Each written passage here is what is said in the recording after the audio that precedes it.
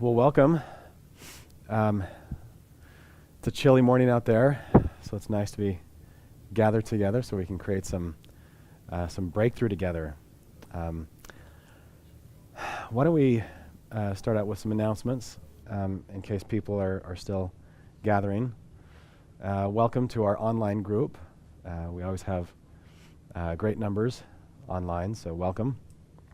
For those of you who are watching online, I highly recommend that you find a partner to do a lot of the activities with today to get the most benefit out of our training. It's going to be very interactive, and you will get 10 times as much out of this if you have somebody to practice with. So it could be a spouse, it could be a friend, even if you hop on the phone with somebody if you have to. Don't shortchange yourself. If you're watching this as a recording, go the distance and find a partner to do these activities with. It'll be a much richer and more interactive experience. So by way of announcements, we do have the Success Trainer training next week. That'll be in Provo on the evening of the 8th and during the daytime of the 9th. So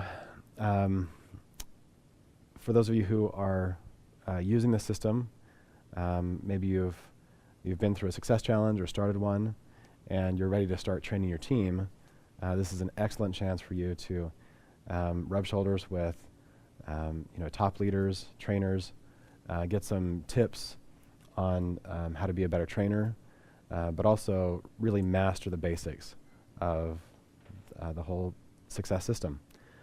You'll also come away with great tools like the banners to make it easier to teach the system.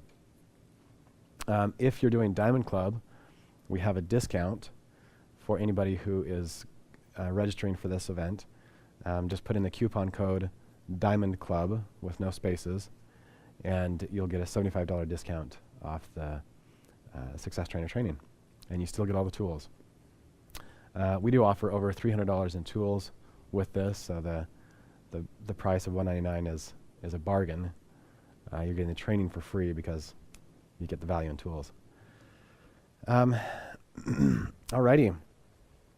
Well, why don't we jump in and just start with some of your intentions. Give us an idea of what does success look like for you at the end of this training? Where would you like to be? What would you like to know or be able to do? Vana, what are some of your intentions for being here today?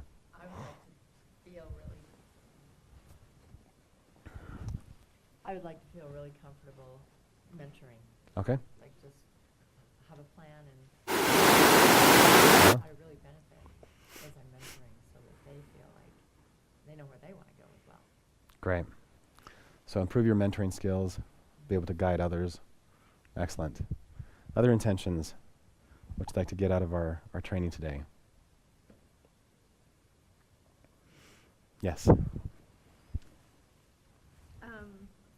My goals are a bit different, so it's trying to use these techniques to grow a team out of this country while I don't live there. Okay. So it makes it a bit difficult, so I'm trying to find Cool. an easier way to do that. Which country? The UK, Okay. and any part of Europe. Fantastic. Okay, great. Thanks. Why don't we all just take a quick 2 or 3 minutes and just jot down your intentions for today. We welcome anyone online to do the same. Just get clear about what you want to get out of our training today so that we can have clarity and move forward with that.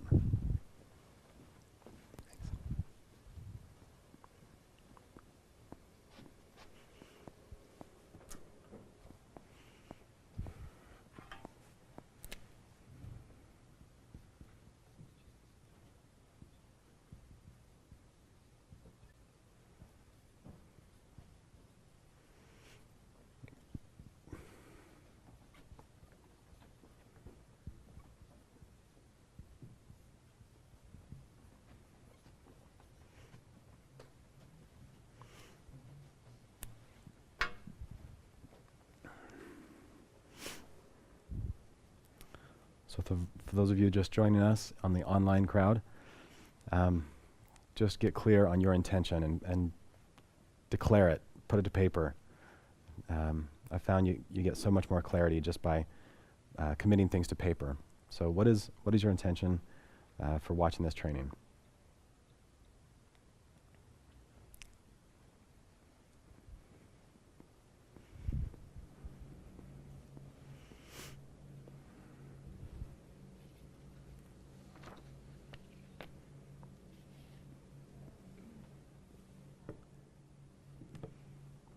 Anybody need a pen? You good?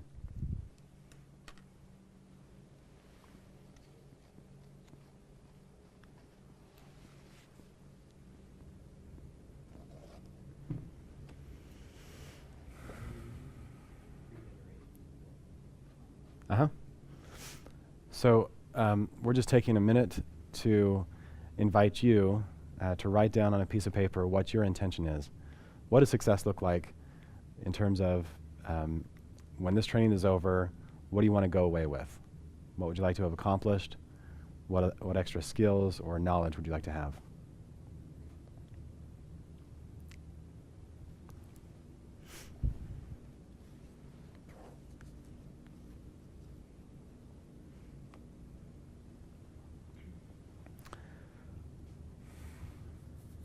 So what are some of our intentions here? Any other thoughts or insights come?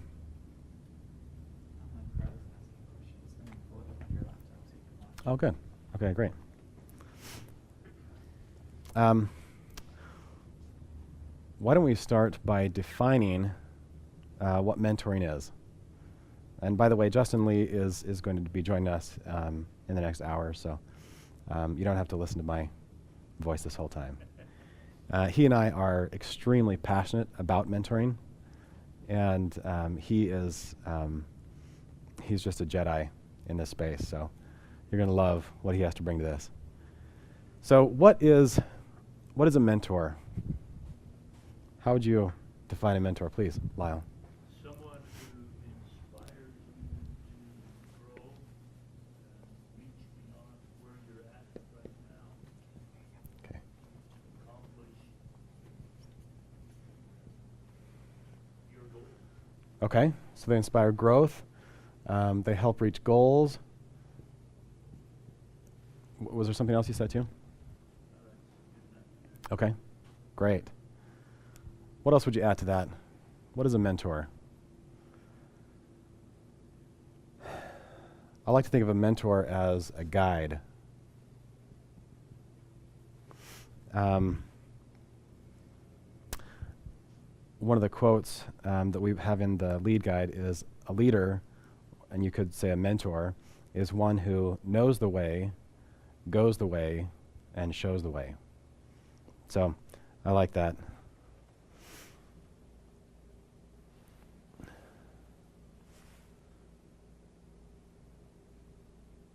Okay, so I see some comments about audio. Were there other questions that we wanted to? Okay, great, perfect. So some intentions are to empower team leaders to be leaders in their own right. So it's all fine and good for you to be a mentor. What we really want is for that to duplicate, right? For our people to mentor mentors and to have that continue on as a pattern of duplication. Welcome.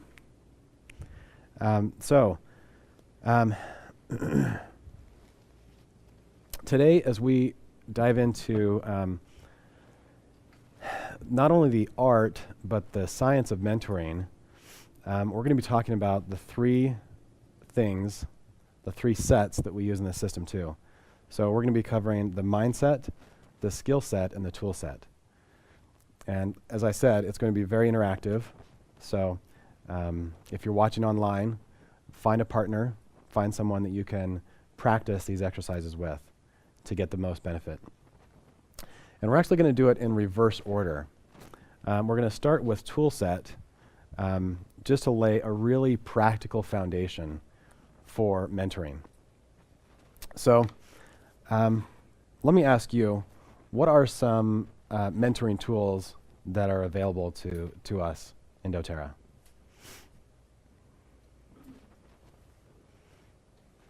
All of the education. The education? Yeah, whether it's the modern essential books or Uh-huh. the TerraPads. Good. Or just the team camaraderie that Right. you have in sharing experiences and results and stuff. Awesome. Great. And what are some specific resources that we have in the area of mentoring? What are some mentoring tools that we have in doTERRA? The lead guide, obviously. Tell us about that. Well, it has tools and even worksheets and guides that help you through that process, and especially in the advanced section in the back. Mm-hmm. Awesome. Exactly. There's been a lot of work put into giving you the tools you need to be a really effective mentor. So the lead guide and, like you said, modern essentials, those are the two tools that, really the only two tools you need to be a mentor in doTERRA.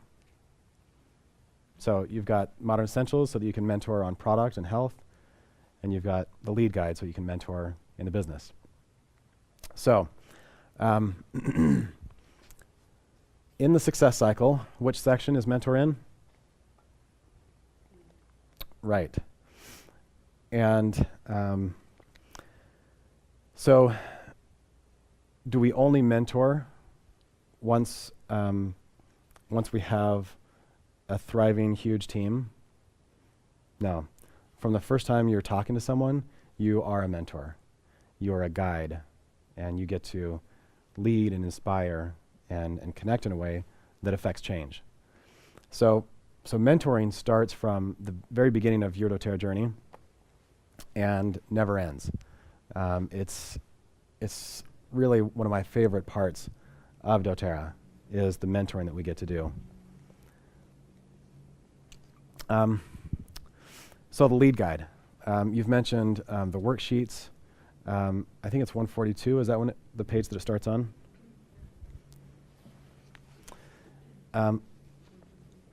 Okay, perfect. Page 143 of your lead guide is where the jackpot is on mentoring tools. I have a worksheet here that reviews the tools in the lead guide and then also gives you a rough outline for our conversation today.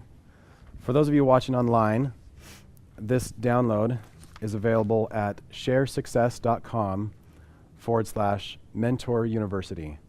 Again, that's sharesuccess.com/mentor university with no spaces, no dashes. sharesuccess.com/mentor university. So we have illustrated here each of those tools that you've mentioned. Remember your name? Rachel.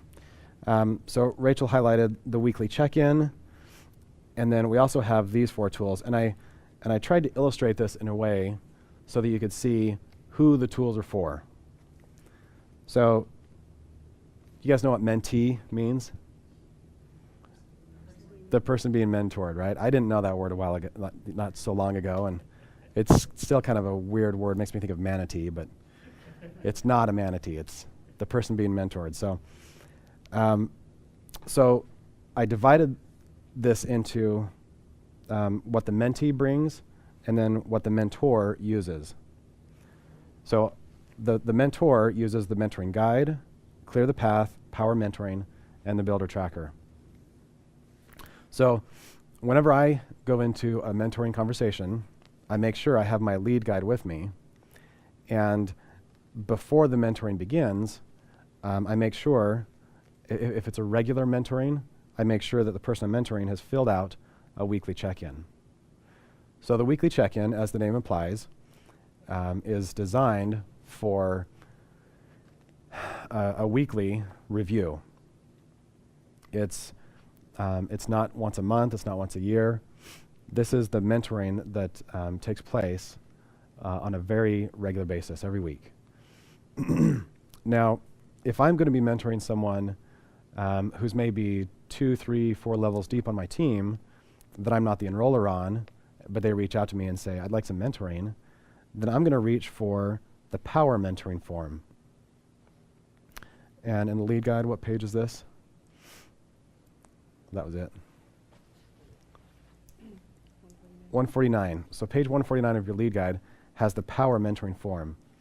So the difference between these two is the weekly check-in is designed for more kind of runway level questions and runway level reporting.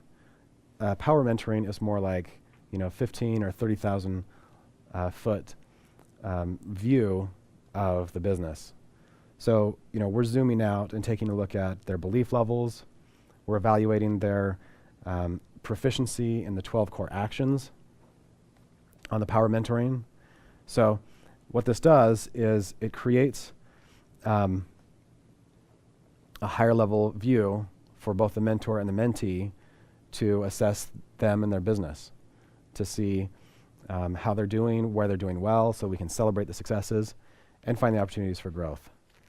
So, and blocks, exactly. Yeah, a lot of the mentoring, the Power Mentoring, has to do with identifying and clearing the blocks.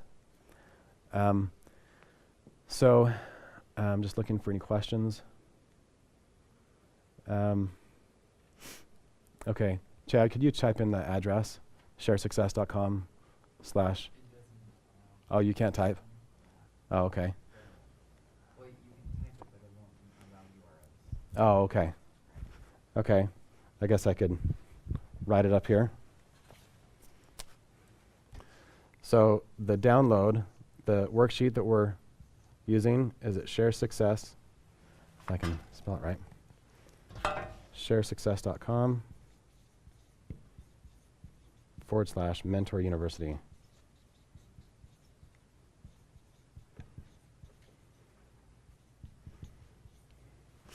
So,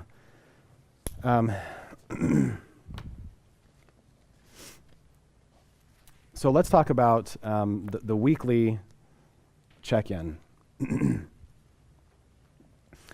What would constitute? First of all, let's zoom back even further. Who would be a natural and most likely mentor in doTERRA? Right. So you said even your enroller. Right. So one of the common mistakes that we come across is someone joins doTERRA and they want to go straight to their upline diamond for mentoring, right? So why do we point people to their enroller instead of, say, their upline diamond? Yeah.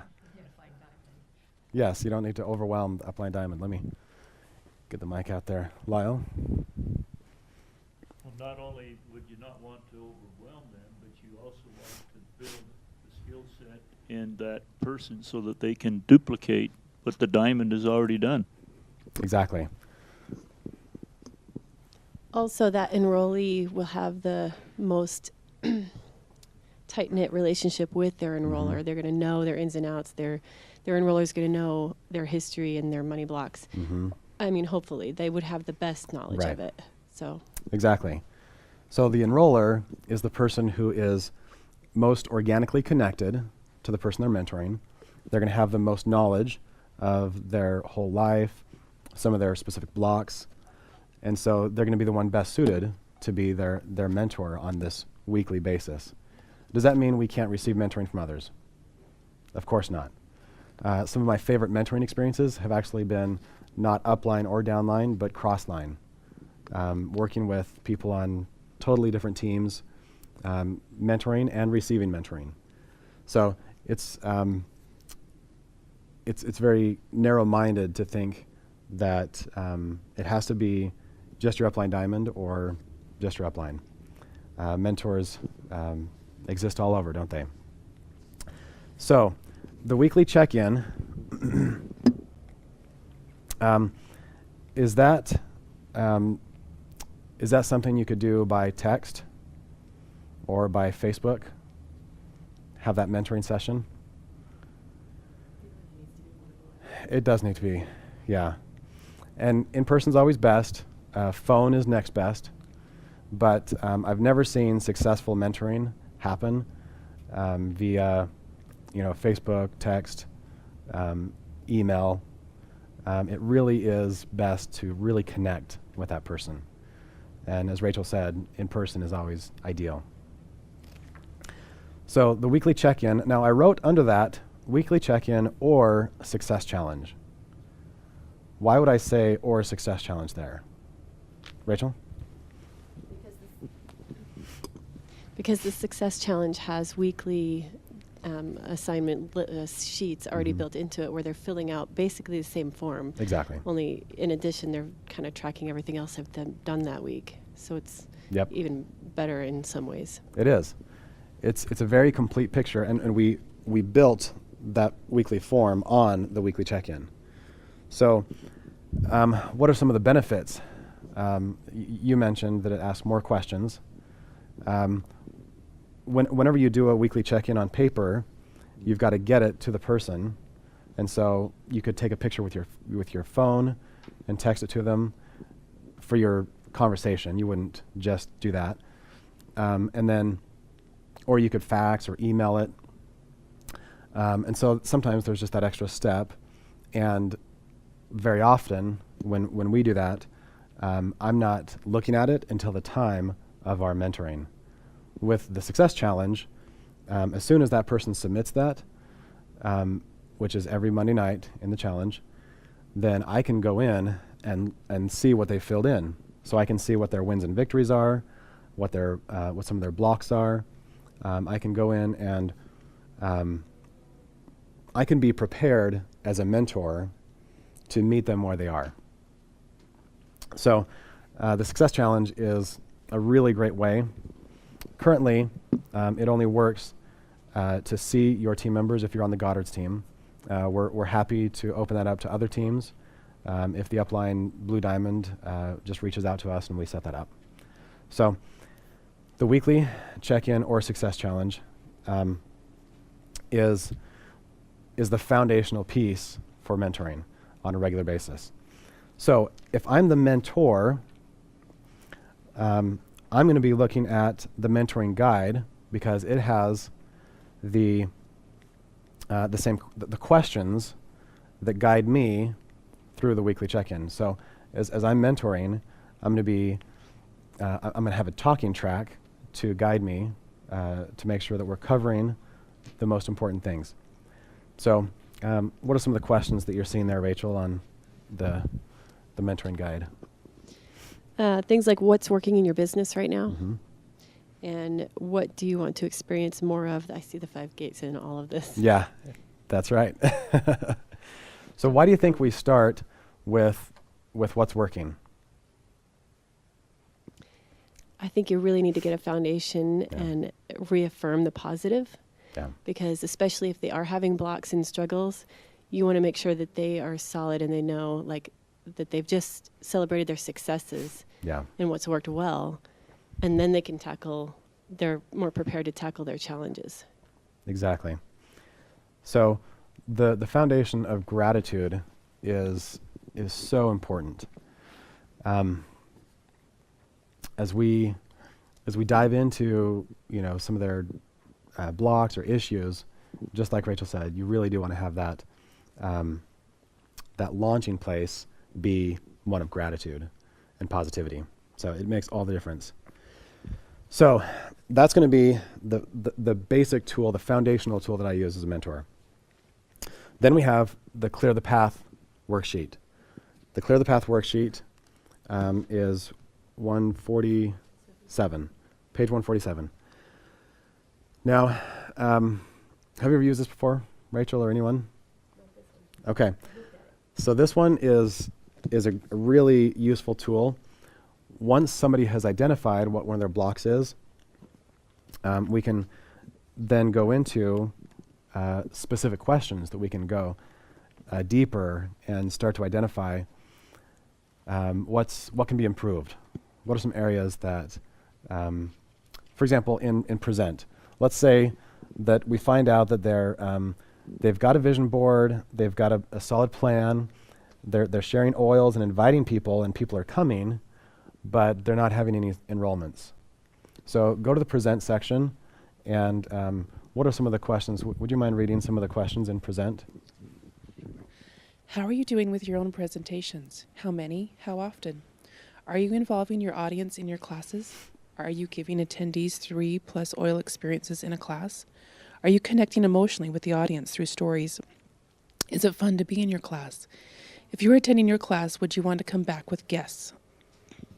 Perfect. So do you see how those questions can help you identify where the breakdown might be? I was mentoring someone once, and they weren't using a standard presentation. They had made up their own. And when it came time to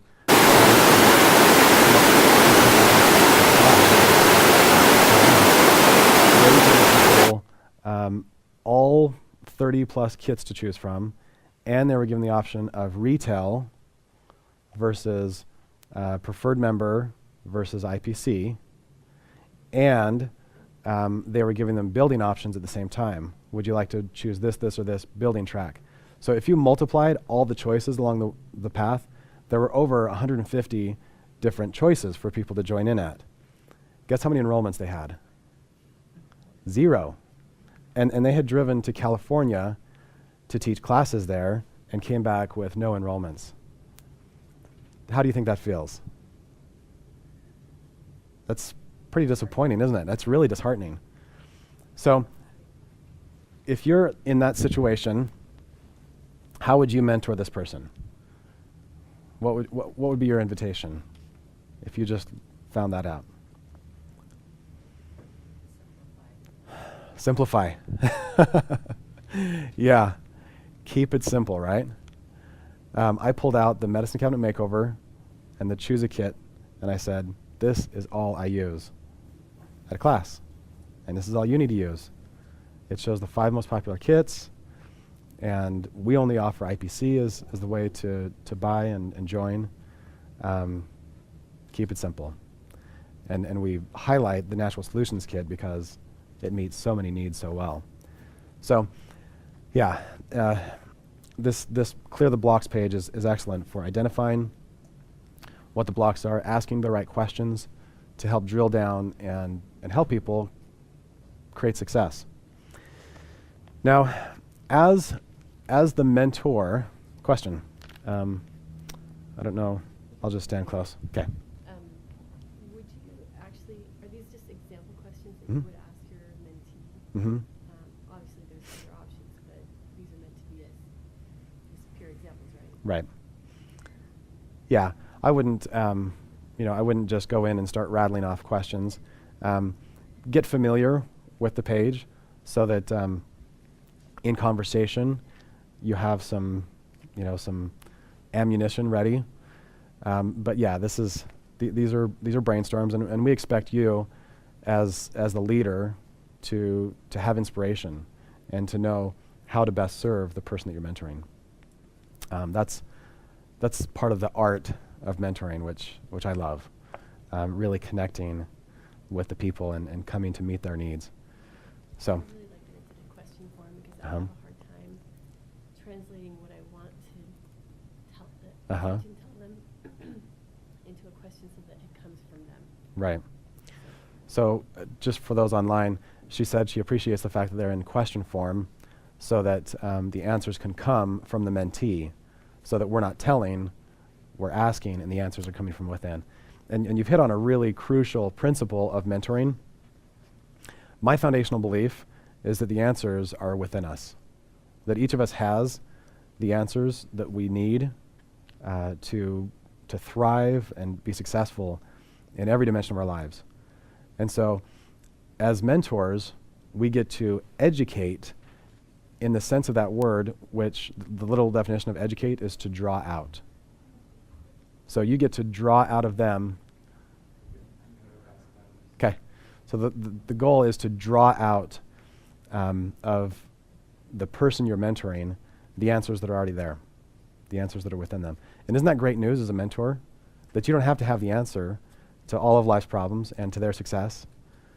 Your job is to ask questions and draw those answers out. So thank you. That's a brilliant observation. And today, we're going to have the chance to practice the art of questions. That's a huge part of the skill set, and developing the mindset as well. So that's power mentoring. So as I am coaching the person, I'm also going to be filling out the builder tracker that I have for that person. So let's say this is my frontline leader that I'm mentoring. So a frontline leader, we'll call him Bob. So Bob has sent me his weekly check-in. I'm going to put Bob's name at the top of the builder tracker, and I'm going to, do you mind if I hold that up? Thanks, Rachel.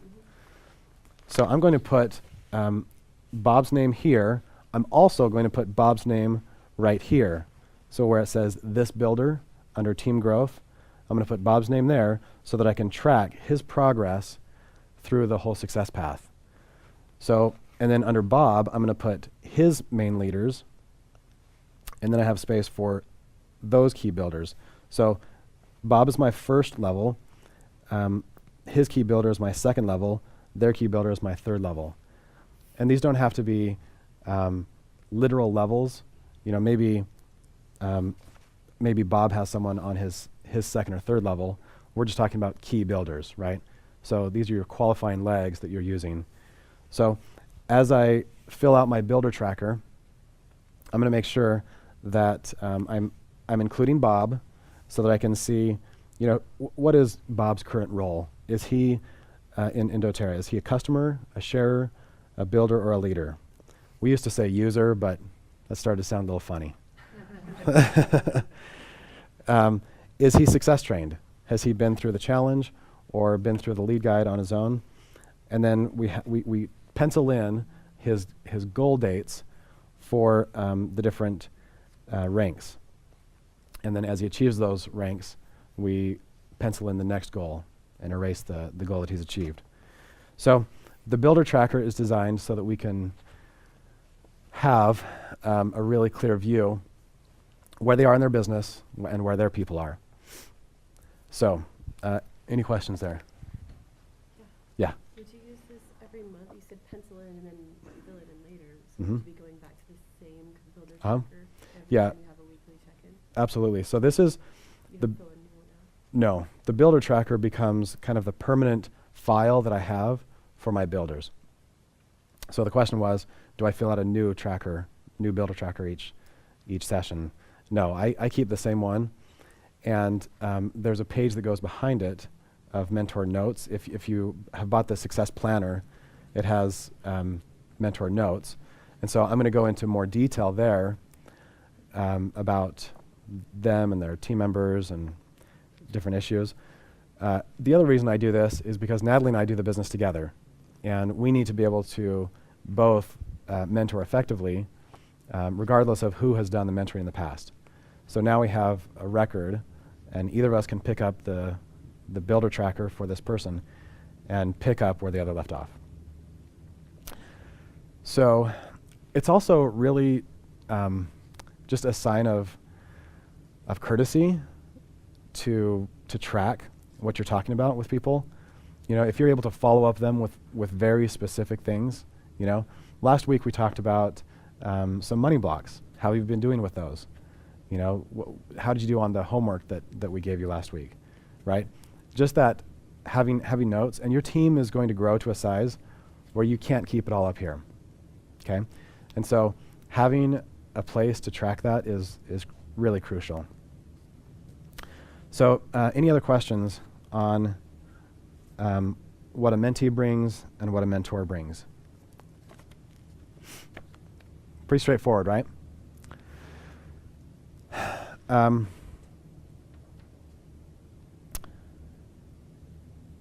Let's read that quote at the top of the page. Let's check and see if we've got any questions online. Oh boy. At the top of the page, the quote is from Stephen Covey. Leadership is communicating to people their worth and potential so clearly that they are inspired to see it in themselves.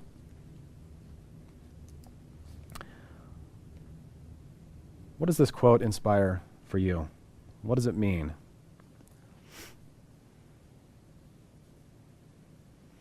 Fauna? I think sometimes it's hard to see in ourselves. We see all the frustration, and all Uh-huh. the challenges, and all the things we're not good at. Yeah. And it's nice to hear from somebody else Mhm. good things that Yeah. help us to open our vision a little bit, Yeah. or a lot. Totally. So the role of the leader then is to sometimes see what others can't even see in themselves.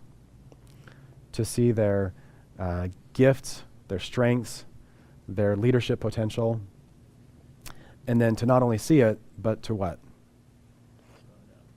To draw it out and communicate it to them, right? You almost have to draw it out and hold it up to their face so they can see their greatness, so they can experience it for themselves. And that's what Natalie, I think, does so well.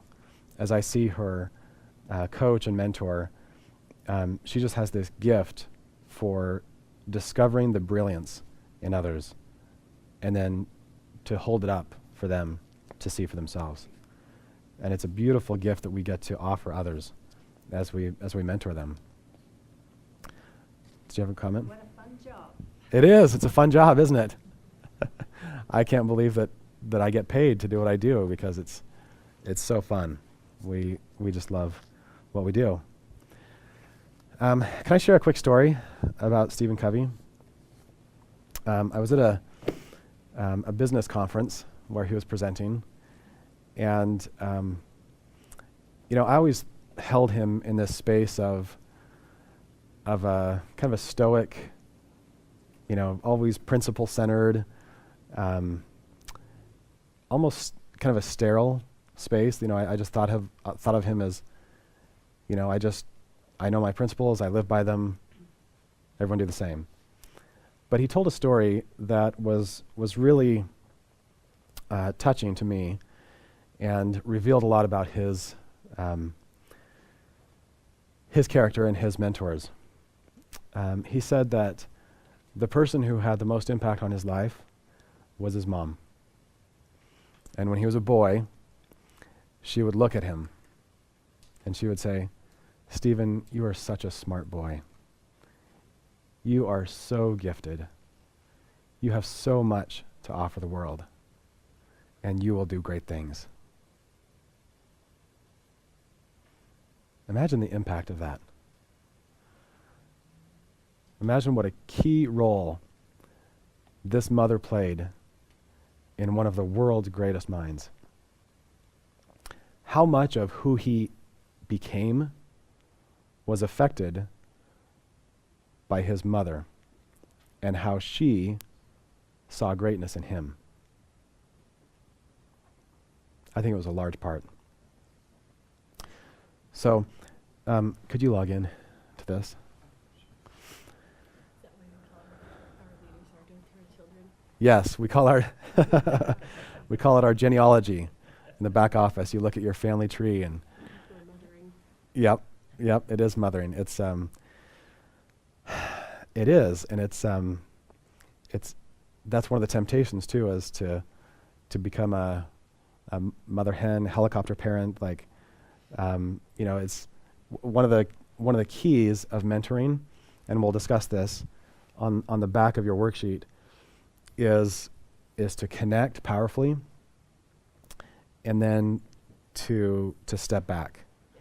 Well, that's part of mothering. It is. It's part of Show mothering. By example, Yeah. and then let go and let them learn. Yeah. Could you say that again for our online? Well, that's probably the biggest part of mothering is where you show them by example, and then at some point you've got to let go and let them learn on their own. Isn't that beautiful? when somebody chooses to learn on their own and the mentor gets to watch them, right? Do we watch our children trip and stumble sometimes? Isn't that hard? Sometimes they have to burn their hand to learn, as a 2-year-old, what hot means. Same thing in doTERRA, right? We can't do it all ourselves. In fact, the quote at the bottom of the page underscores that. I succeed when I help others succeed.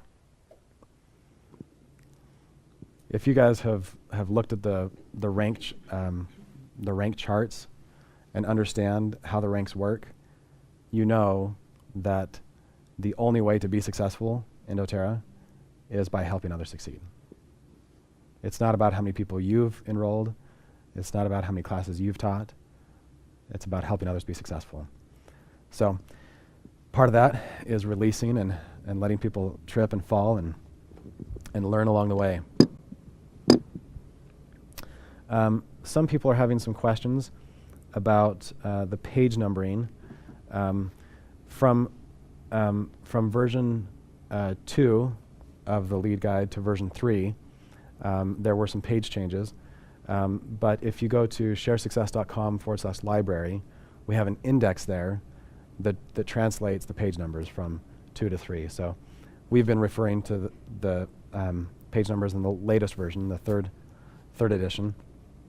So feel free to download that page if you'd like to convert the page numbers. Okay, am I missing any questions, Chad? Looks good. Okay, so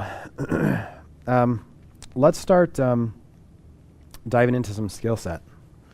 This is where it gets interactive, and this is where it gets fun. So, we ready? Okay, so we've got 2, 4, 6. So with me it'll be perfect. Unless Chad wants to hop in and practice with us. Okay, great, thank you. Okay, what do you think, without looking at your page, don't look. What do you think, that's the hardest thing, right? To say don't look and then not. What do you think some of the key skills are of a great mentor? Listening. Okay, did you look? No. Okay, good job, that's listening. Okay, awesome. Vana, what do you think? Asking great questions. Did you read it? I listen to your Okay, you guys are on the ball, asking great questions. Awesome. What else? Chad? Connection is important. That's crucial, isn't it? And what do you mean by connection? Until you connect with the person, your hearts are connected, you're not able to communicate. Yeah. So just to restate, it's about connecting at a heart level, and until you're connected at a really deep level, you're not going to affect much change. So, great. Other ideas? What makes a great mentor? Let's go ahead and dive in and do an exercise with listening. So first, go ahead and pair up with somebody that you don't know. I find that this works best, all these exercises, with strangers. It helps us break patterns that we have with people that we know. So go ahead and pair up, and let's see. Chad, why don't we have you we'll make a threesome. Should we just leave it? Okay. Okay. So, do you all have some paper with you that you can write on? Okay. So the first assignment is to write down what is the number one block in your doTERRA business right now. So this doesn't involve your partner yet. If you're watching online, get out some paper and write down what is the number one block in your doTERRA business right now. Maybe it's clarity on your vision. Maybe it's making a plan for success. Maybe it's inviting or presenting or enrolling. Maybe you don't know. Maybe you don't know. Yeah. But think about, where do you feel stuck? What are some things that you wish were happening in your business that are not? Maybe it's finding leaders. Maybe it's getting your leaders engaged. Maybe you're just getting started and your block is you don't know where to start.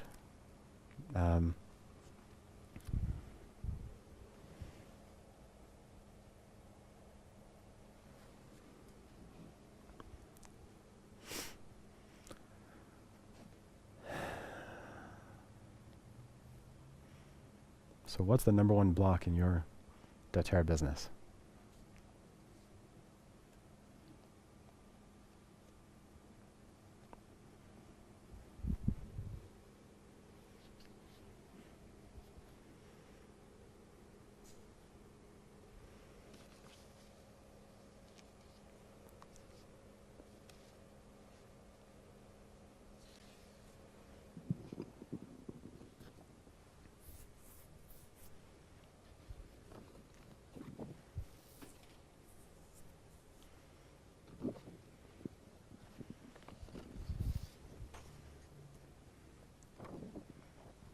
Okay. Has everybody got something down? Doesn't have to be the right answer or doesn't have to be perfect. Let's just start with where we are and what you've got. Okay, so first let's decide who's going to be the mentor. So just somebody raise their hand at random, doesn't matter who. Okay, so we've got our mentors here. You've got one identified? Okay. So your role as a mentor in this exercise is simply to listen. Okay? So you're going to listen. So you're going to ask the person you're working with, what is your number one block in your doTERRA business? And they're going to tell you. And then your job is to restate as best you can and be an active listener. Listen with your whole body, listen with your whole soul, and practice the art of listening. Okay? So we're just going to take a couple minutes for this. So anybody have any questions? We're just listening, restating, using our body language and all our faculties to actively listen. Any questions? Okay, let's go ahead and start. So let's have the mentee, the person who was being mentored, if you'll think about how the other person did, and then write down on your paper on a 1 to 10, 10 being an excellent, perfect listener, a 1 being a checked out, horrible listener. Please rate the other person on how they did at being an active, whole body, whole soul listener.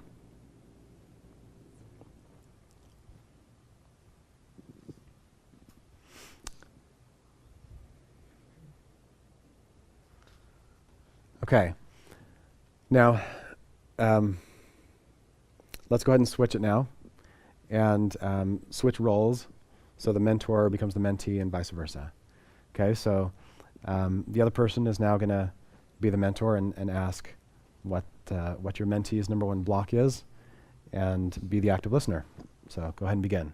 And then again, let's have the mentee, let's have the person who was being mentored rate the mentor just on their listening skills. So on a 1 to 10, 10 be the best, please rate your mentor on their ability to listen, to be fully present, and to and restate your blocks.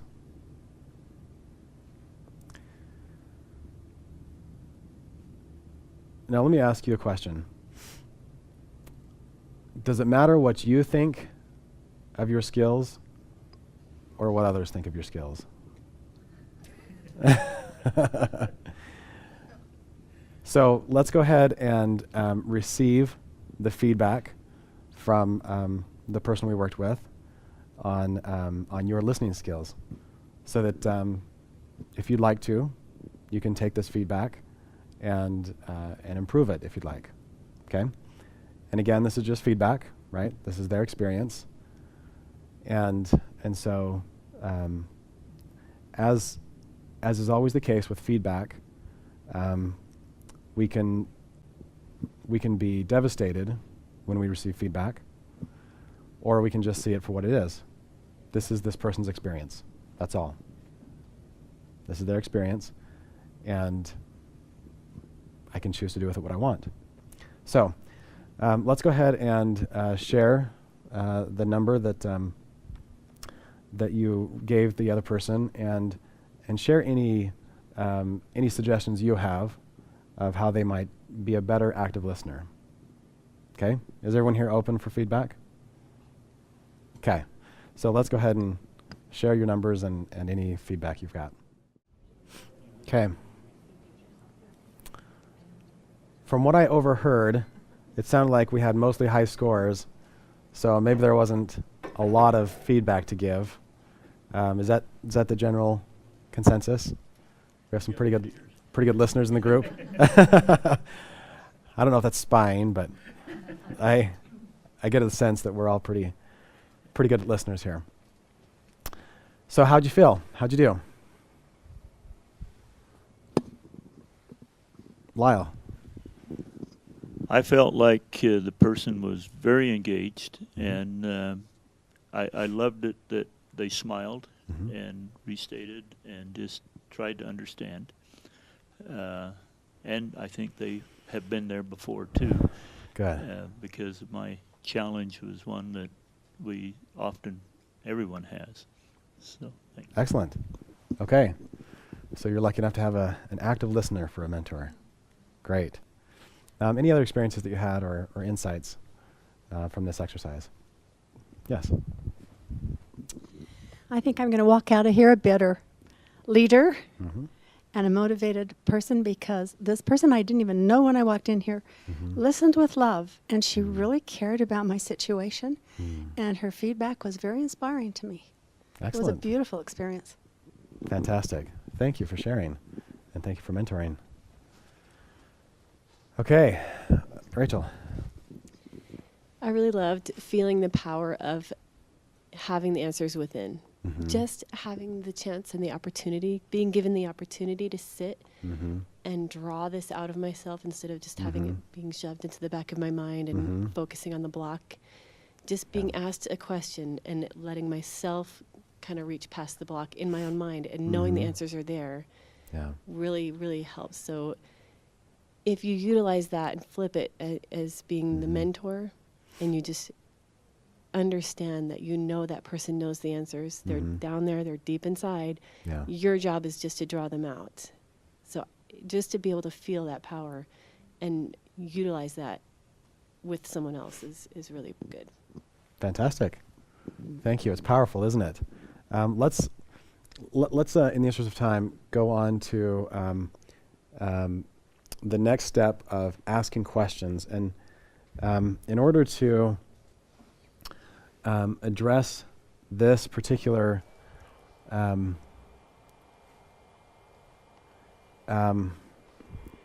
exercise, I want to share a concept that was revolutionary for me. I went to a business conference that where one of the authors of the book Multipliers was presenting. Liz Wiseman is the main author. It was one of the co-authors that was actually presenting.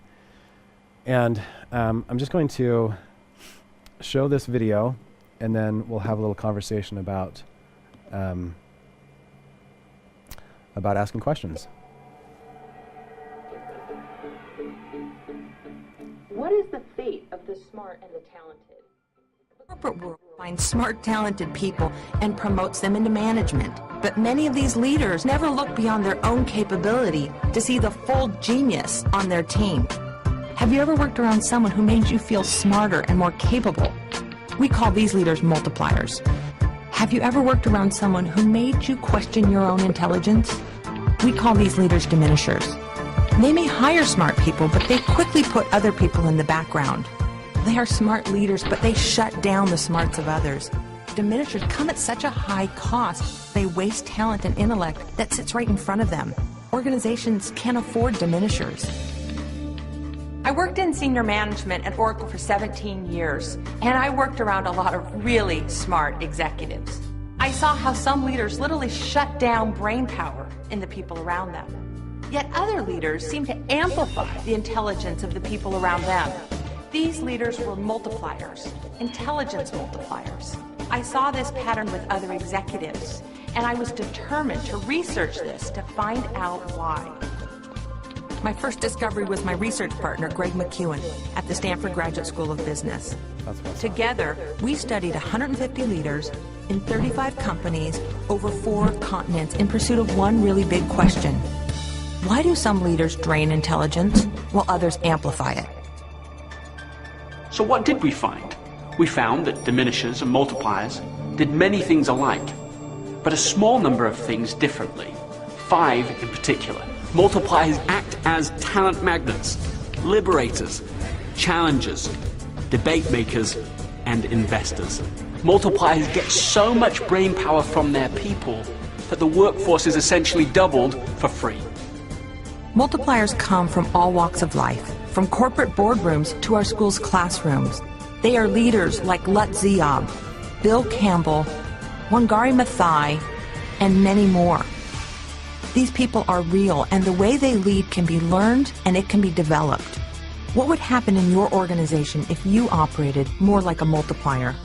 Imagine what is possible with access to all the intelligence that sits in your organization.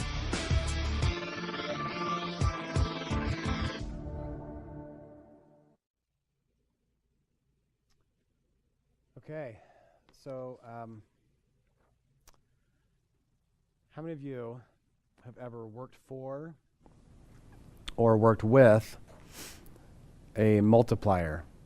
Someone who just increases your intelligence. They see your talent and they draw it out. How many of you have worked around people like that? Have you ever worked with diminishers? Someone who seems to decrease your intelligence. Let's read that quote to the side of your worksheet. Welcome, Justin. Glad to have you here. It is who have not valued your ideas, not valued your capabilities. When they show up, the feeling you get is,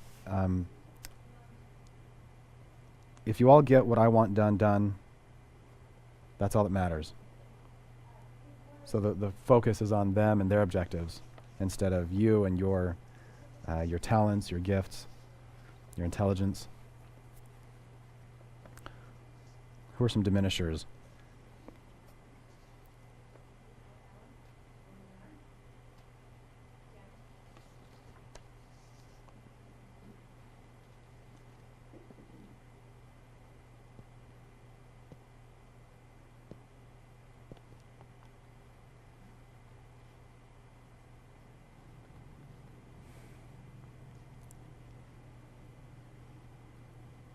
And these can be really bright people who can be diminishers accidentally.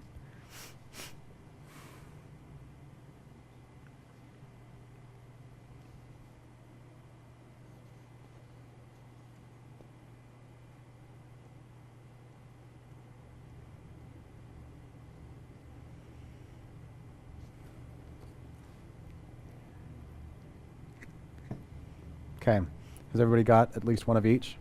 A multiplier and a diminisher? Okay, now ask your question, what did they do differently? what specifically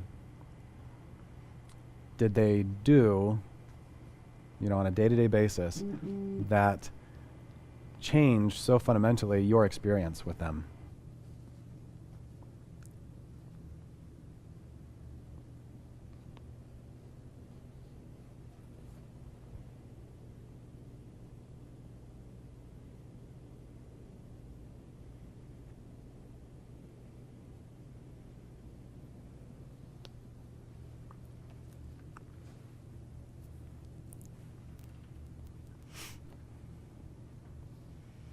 So what's the difference in how these two showed up in your life between a multiplier and a diminisher?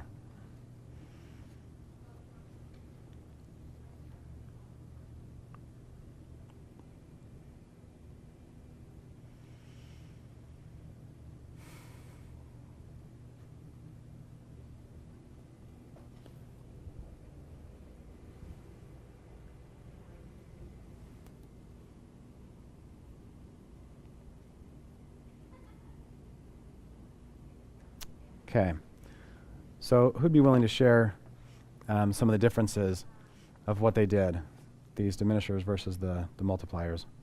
Lyle. Okay, the multiplier was interested in my thoughts, Mm-hmm. interested on how I would resolve a challenge or Mhm. a problem, and oftentimes said, let's do it that way. Mm-hmm. Even though sometimes they didn't agree with the same thing, they listened. The diminisher was basically my way or the highway. Mm-hmm. Good. Perfect. So they were pretty attached to their outcome and how it got created. Excellent. Any other observations about how these two show up for you? Rachel. For me, the multipliers recognized the good in me Mm. and was able to celebrate that. And then when there was bad, they didn't focus on it. They didn't dwell on it. They didn't put me down for it. They simply said, so let's just take care of this and help me see and past it and move on. Awesome. Did you notice the list of 5 things that that the gentleman mentioned in the short video? He went pretty quick, so let me review them for you. So multipliers are talent managers. Talent managers. So they're always looking for talents, sometimes hidden talents, right? Number 2, they are liberators. Third, they're challengers. A good multiplier likes to challenge the status quo. They like to challenge you, right? They're also debate makers. Number 4, debate makers. What do you have to do to start a debate? You have to ask good questions, right? And then 5, they are investors. So they invest in their people. And there are lots of ways to invest, right, besides money. We invest time, we invest resource, energy, mentoring. So who's ready to put this into practice? Ready for another exercise?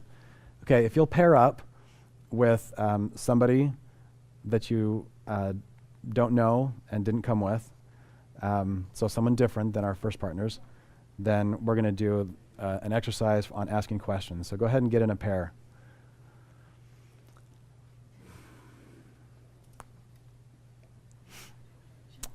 Let's see. Maybe, Justin, do you want to get in the mix? Because Would you mind coming over here? Because I know you and he doesn't. oh, there we go. Okay, that works. I'm paired with you. Okay, cool. We are. Sure. Yeah. Absolutely. Okay, so this activity, we're going to use the same block that you journaled about, and we're going to go for a few minutes, and it's going to start the same way, right? What is the number one block in your doTERRA business? So first of all, let's identify who's the mentor. So just somebody raise their hand. Who's going to be the mentor first? Boom, boom, boom. Okay, perfect. Now, your objective as the mentor is to not state anything. All you can do is ask questions. Okay? So the first question, what's the number one block in your business? And then you get to help them resolve their block by only asking questions. Not even restating, just to clarify. You can restate if you want. You can restate like this. Do I have this right? Is this what you said? Mm-hmm. It's still questions. Yeah. Instead of, so I think I heard you say this, which means that, right, you can't move that into a statement. We're just, yeah, you can restate. So, we're going to go for a little bit longer on this one because we're actually going into resolving concerns now and clearing blocks. So let's go ahead and get started. Those of you watching online, pair up with somebody and practice only asking questions. And if you catch yourself wanting to say something, it's okay if there's silence. The sign of an excellent presenter and an excellent mentor is being okay with silence. So if you need to kind of collect your thoughts and organize a question or two, go ahead. So let's begin. So now the mentor becomes the mentee and vice versa. So again, you're going to start with what's the number one block in your doTERRA business? And as the mentor, all you get to ask is questions. Short restates and then questions. So go ahead and switch and begin. So go ahead and thank your partner. So how was your experience? What was it like to only be able to ask questions? First of all, how did you do? How would you rate yourself on filling this assignment, following this exercise to the T and only asking questions? How'd you rate yourself? It was hard for me not to also offer validation. Uh-huh. If you just can only ask questions, I didn't really do that because I think that's, whatever. Okay. So, I didn't quite pass the test on that. But you didn't try to fix the problem. I don't feel like I did. I don't know if Cindy does that. You just asked the questions. Okay, great. So- Perfect. And she was amazing. Excellent. Well, it sounds like you did a great job. The key there is not solving the problem with statements, but drawing out, right? Did you want to share? She asked one question that really helped me. She said, have you considered using da-da-da-da? And I hadn't.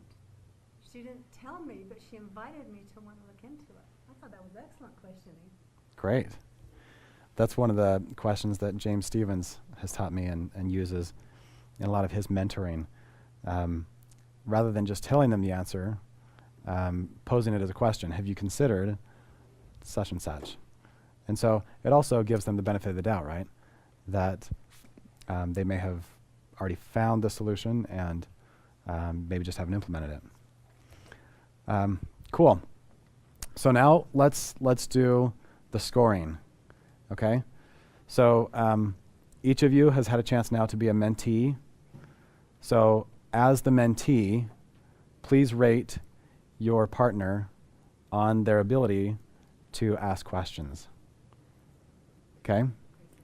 So everybody rate the other. Okay, so everybody think of yourself as the mentee.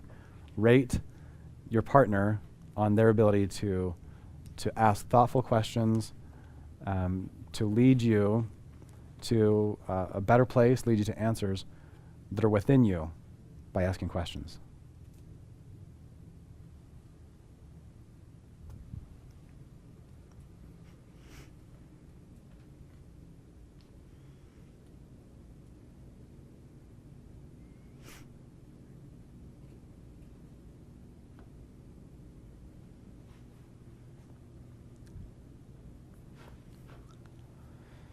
Okay, so now let's just take a quick minute to share the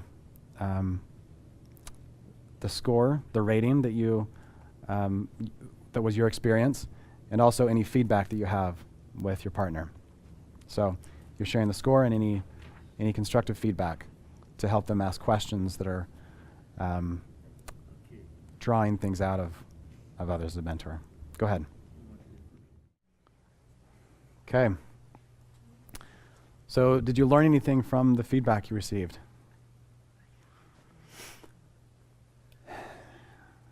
Anybody have some more clarity about what you need to do to be a better question asker, interrogator? Well, the interrogation, I guess, was really good, but the thing that I found myself doing as they just asked questions was I began to see a whole list of other things that I could do. Because I was maybe stuck in thinking of one as they sort of brought up ideas. All during the conversation, I was jumping out there with, oh, well, there's this, there's that, maybe it's this, maybe it's that. So I had a lot of thought processes going on during that. Great. I love the openness that comes when we sit in a question, when we choose to go into inquiry rather than declaring. Anything else? Other lessons? Well, I just like the fact that talking with someone else about it just brings up questions that you don't personally ask yourself. And just, it's as simple as that. So Yeah. Isn't it funny how often we're stuck, even though we have all the tools we need to get unstuck, but without the act of mentoring, we stay stuck. You want to say anything about? I thought you were going to say something. Well, I was just thinking that, you know, a person who wants to be a mentor, you learn skills, you have tools at your disposal, and you can develop a habit of using them on yourself. And so, you know, like you said, we don't normally ask ourselves all these questions, but you can develop the habit. A normal person doesn't ever kind of go there, like, why am I experiencing this? But you can develop the habit too. And then your mentor is helping you over big things, and your life kind of goes up to another level. So let me just share a real quick experience. I was thinking last night about some of my favorite mentoring experiences that I've ever had. And one of them was with my good friend and one of our top leaders, Justin Lee. He said, hey, you know, we've been learning a lot about limiting beliefs, and we know how important it is to be conscious of those limiting do you know what I mean when I say limiting beliefs? You know, like maybe I have the belief that I'm not enough, or I'm not worthy, I'm not a good presenter. People don't join my team. Right. Those are all limiting beliefs. The belief sets a limit on what we're able to create. And so we recognize the importance of that. And so Justin, he said, hey, why don't we just have this agreement that we call each other on our limiting beliefs? So if we hear anything in our conversation or emails that looks like a limiting belief, we just tell each other. So I said, great. I had no idea what I was signing up for. Because I considered that it was actually your idea. Because we're remembering the Really? experience differently, yeah. Okay. You brought it up, Okay, cool. so that you got what you asked for. And I definitely got what I asked for, because Justin lives life with no filter. And I love the fact that simply with that added awareness, that added level of consciousness, I have more freedom. I'm able to create with a higher perspective and greater vision just because I have that awareness. And so to this day, Justin calls me on my junk and tells me when he says, have you considered this? Or did you hear yourself saying that? Limiting belief. And the problem is we do it with everyone we talk to now. So if we're in a presentation, you know, there's a text coming across, limiting belief, right? Yeah. When we hear it from someone else. People. Yeah. But in in a lot of ways, it's created a habit where Yeah. we don't allow them in each other. Mm-hmm. We don't allow them in our spouses to the point that we're able to. But they've also bought in. Yeah, our spouses have said, yeah, you can point them out, but I had to change I actually have to filter the way I say things. Presentation matters, the rest of it really matters. Absolutely. But just like you can develop a self-habit of asking yourself questions, when the 5 people you spend the most time with, when they are also kind of developing that personal habit and not letting you backslide, then it really raises the things that you can grow into. And so regardless of a spouse's involvement, just name the 5 people you spend the most time with and get them to buy in on not letting you slide into your junk. And it's really powerful. It creates an amazing culture of accountability. You ever heard of the importance of the 5 people you spend the most time with? No, you never have. The 5 people you spend the most time with is who you are. So you can consciously change that. In my previous life of running a construction company, there were 2 of the other managers at the company that I was just buddies with, and we ate lunch together all the time, and we would talk all the time, and I was totally like them. And except for the drinking alcohol, it was the cussing and the being harsh, and we saw the world exactly the same way. And so when I realized that, I was like, oh, wait a minute. I like them, but I don't really want to be them. So I consciously started changing who I spent time with. Fauna? If you wanted to introduce that concept, that invitation to those 5 people, is there a book that you would recommend, or how would you recommend making that introduction to somebody who maybe hadn't considered that before? Do you mean handing them a book? Yeah, or just having a conversation. How would you recommend introducing that and extending that invitation? I'll tell you how Andy did it to me. Andy said, I have learned the importance of not having limiting beliefs, and the thing about a limiting belief is part of it is you don't recognize it. Because for you, it's just the rule of how the world works, period. Your limiting beliefs don't feel like something you invented. It feels like an eternal law like gravity, okay? So you can say, I've learned that having an awareness of my limiting beliefs will help me not live by them and change them, and will you help me in this? But did you know what limiting beliefs are? I knew a little bit at the time, and we talked about it more, so you start a conversation. They don't necessarily have to agree to let you point it out to them, but you can get them to agree to point them out in you. And it's pretty easy. For this, it was just a simple conversation. Do you know of a book? You should say the book's coming out next fall. Who? You should say the book's coming out next fall. Oh, because we're going to write it? I was just thinking that.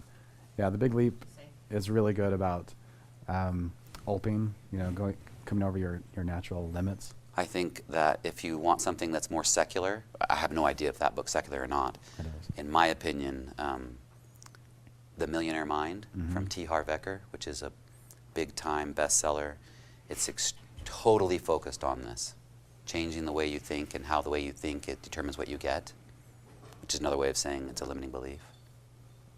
If you want to purchase a book that has nothing but limiting beliefs, buy the book called Murphy's Law. And you might find some of your beliefs in it, Yeah. and they're not true. Yeah. That's the other thing about a limiting belief, is a limiting belief is not true. Right. Your brain has convinced you, because of past evidence, the evidence is the experiences that you've had, that the world works like this. But it's not actually true. It's just you're making it true with your decisions. So where does mind chatter fit into that? I don't know. Is that kind of what brings it back? Mind chatter. Or you hear things that are garbage sometimes?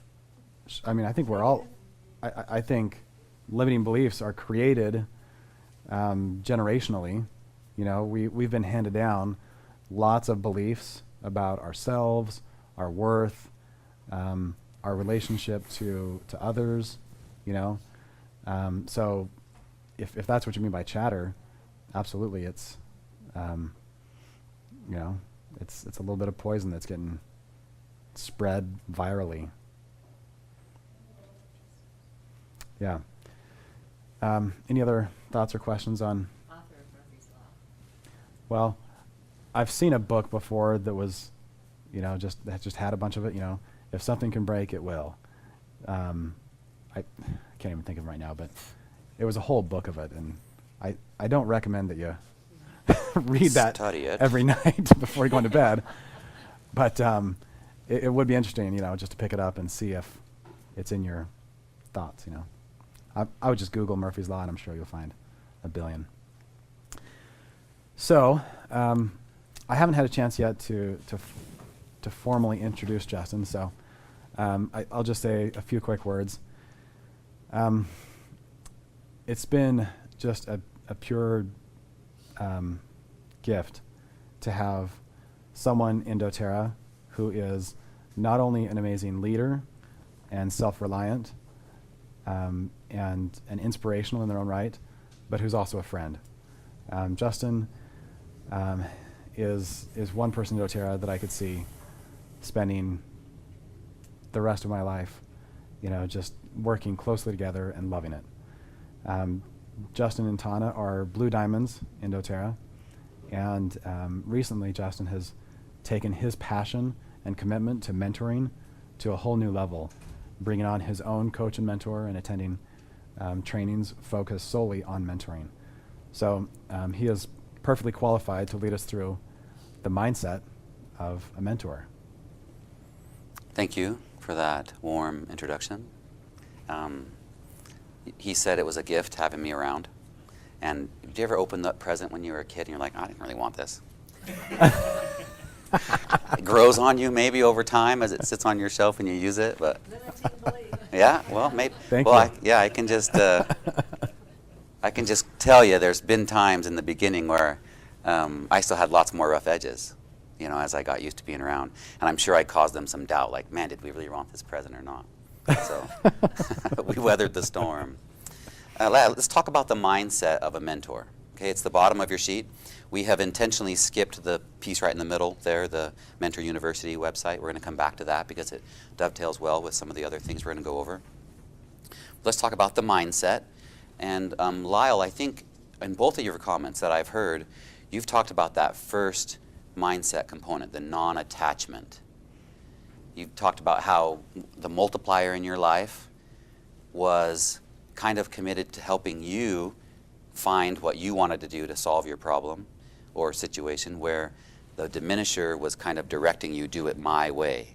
The diminisher was attached to certain things that they wanted you to do, right? Did I understand you right?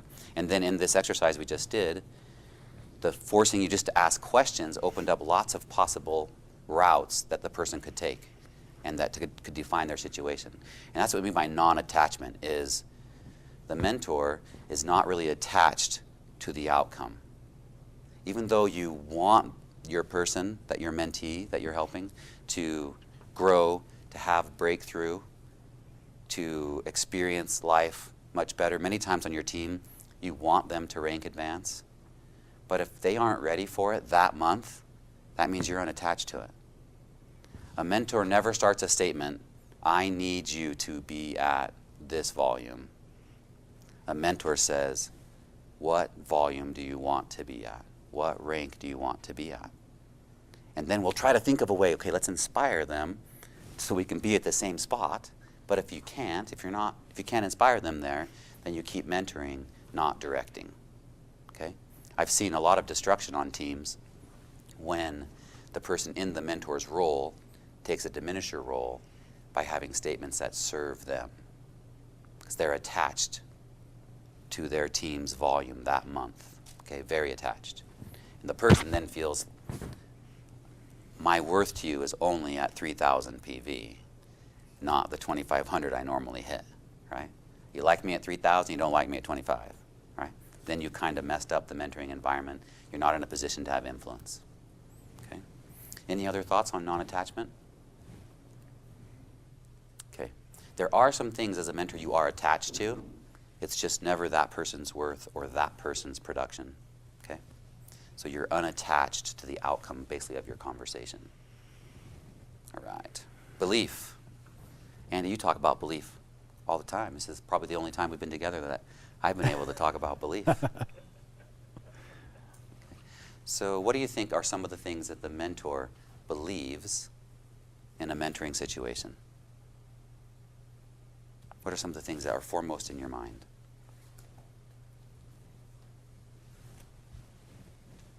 I'll start here.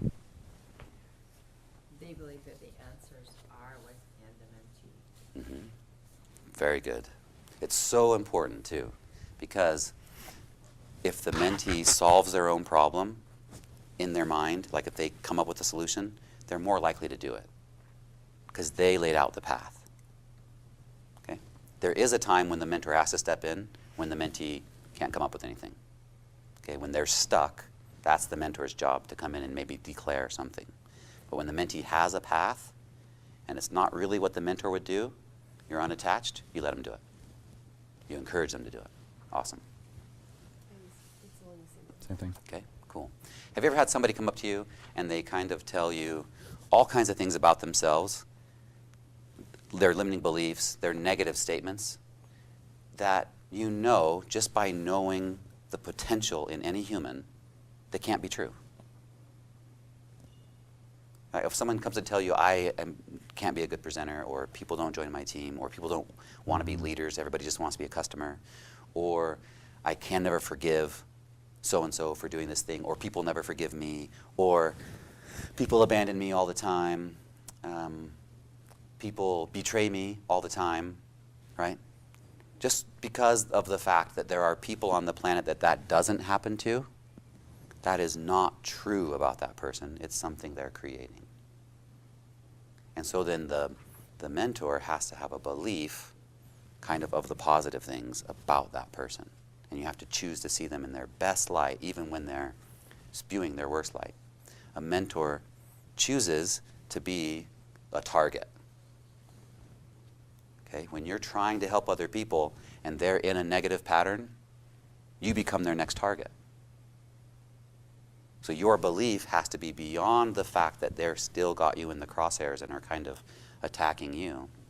You're believing in their ability to get past it, ability to change. I struggle with that with some individuals because they've almost convinced me that they're not going to change.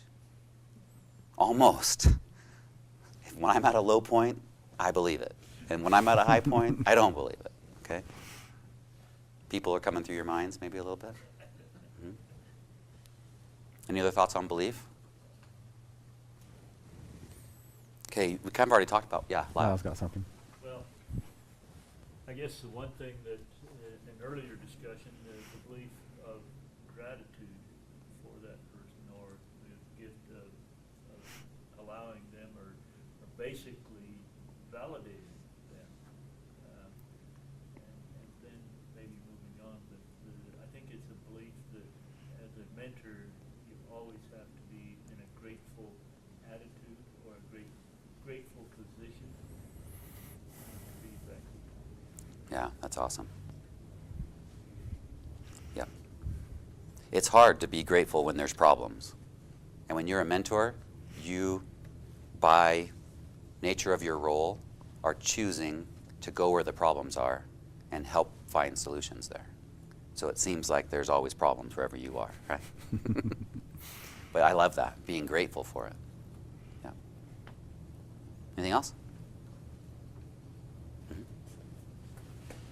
I think you have to believe that you have a relationship where this person can trust you and open up to you. And if you don't believe that, then it won't happen. They won't trust you and open up and get past those blocks. You won't be able to pull it out of them if you don't believe that you can help them. Yeah.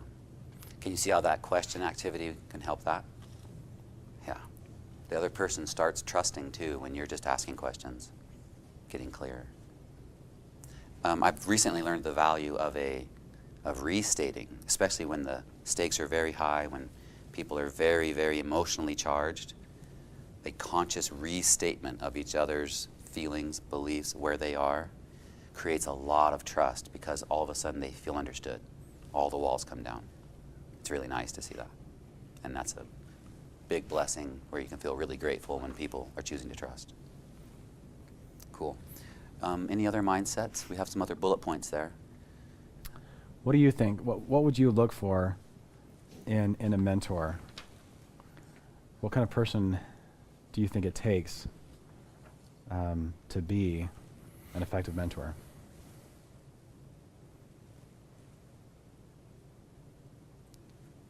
I see a smile.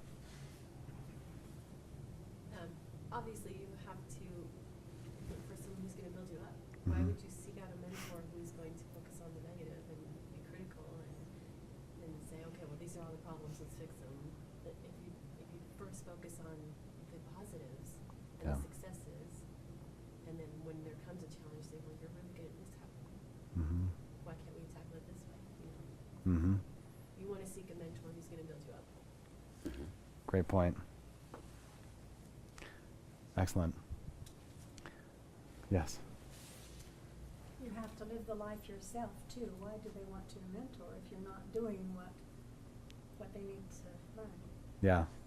That was exactly what I wanted to bring up, is that when you choose to be a mentor, you choose to eat your own cooking.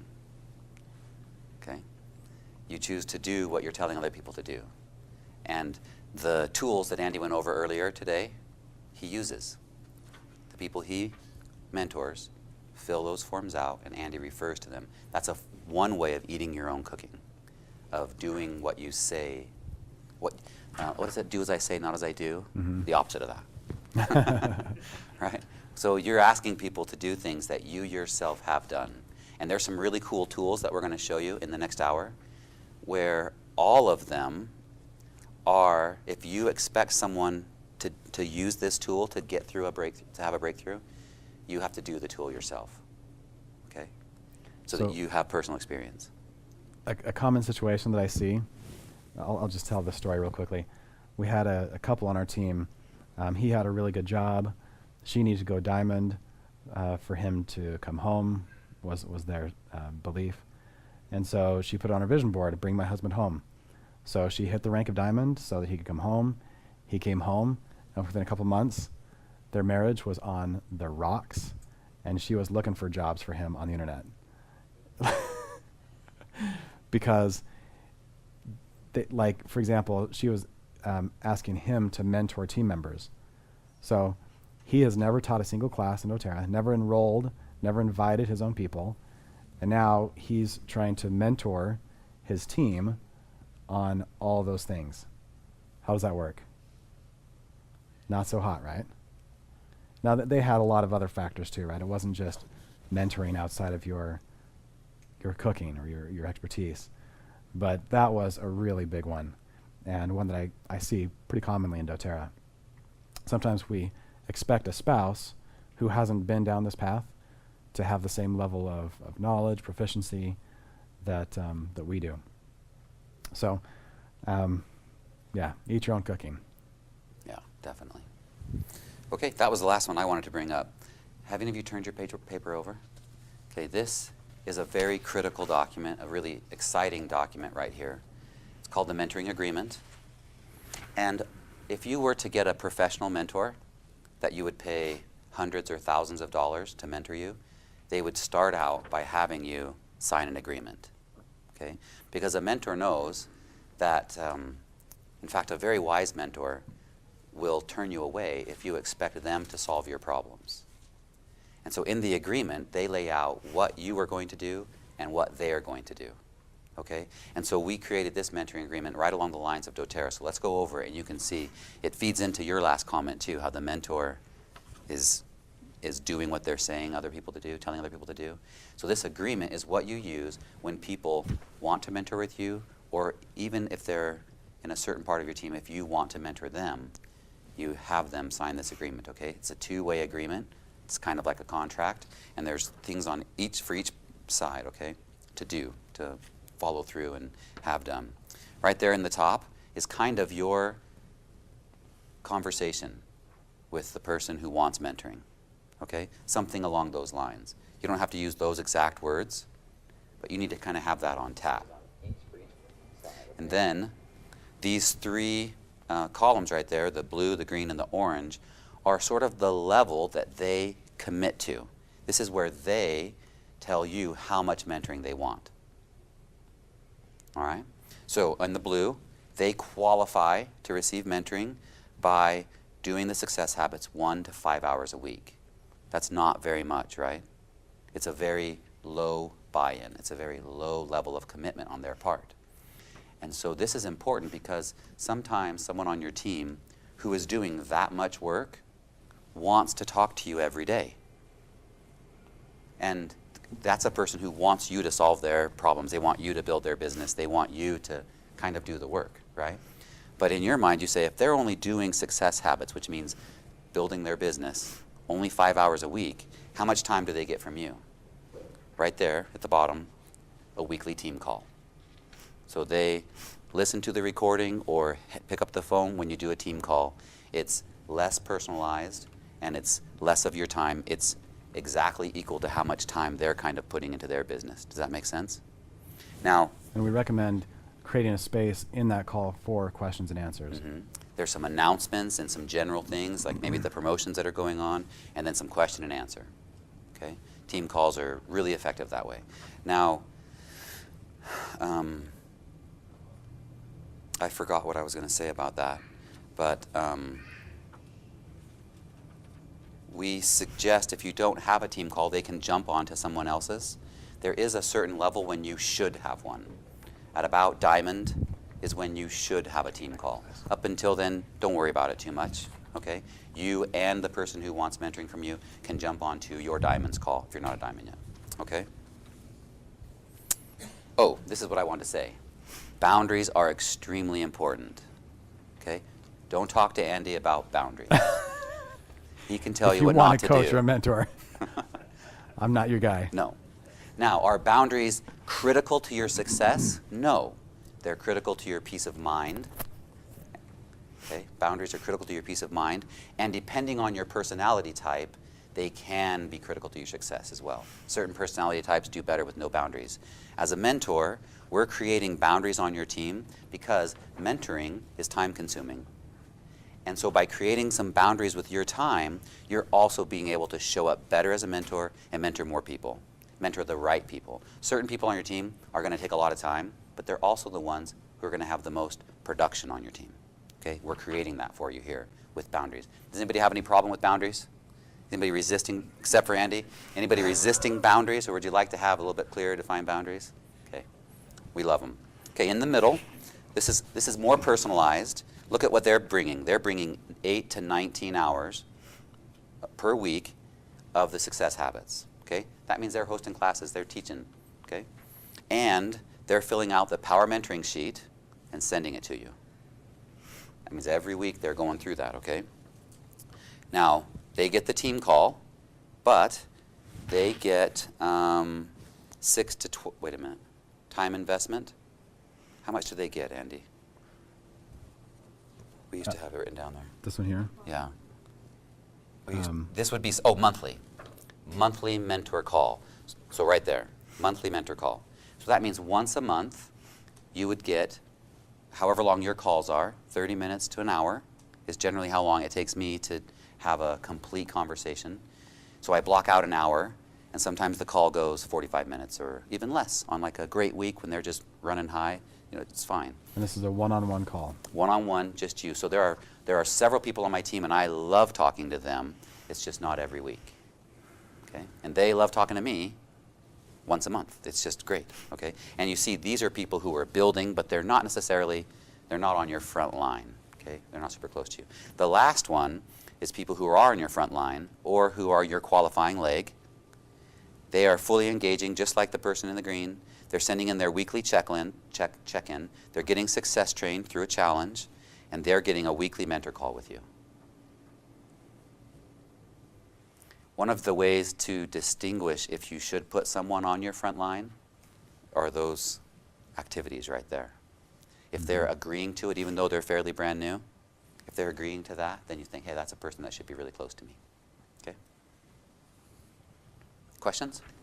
Boundaries? Some people have a hard time with boundaries. You guys are pretty easy. Boundaries are good, but boundaries are difficult because you crash against them in real life. And so they can be uncomfortable until you see some value in them. So your weekly mentor calls are about the same, 30 to 60 minutes? Yeah. Yeah. I do have a question. And that question was, the weekly mentoring calls are about the same amount of time too, 30 to 60 minutes. So with boundaries, if it's someone that you already have an established relationship with, who you could say in some ways seeks mentoring from you outside of doTERRA quite often already, how do you set the doTERRA boundaries when that's already well established? So you kind of have a habit, right? Or maybe you know someone who has a habit of having lots and lots of time for one person, right? We have a witness protection program. Yeah. Do you think that there's a way to start that conversation, that it would go well? What do you mean by start that conversation? Well- Conversation to set the boundaries? Uh-huh. Yeah, it can go well. It can be tricky, but yeah. Yeah.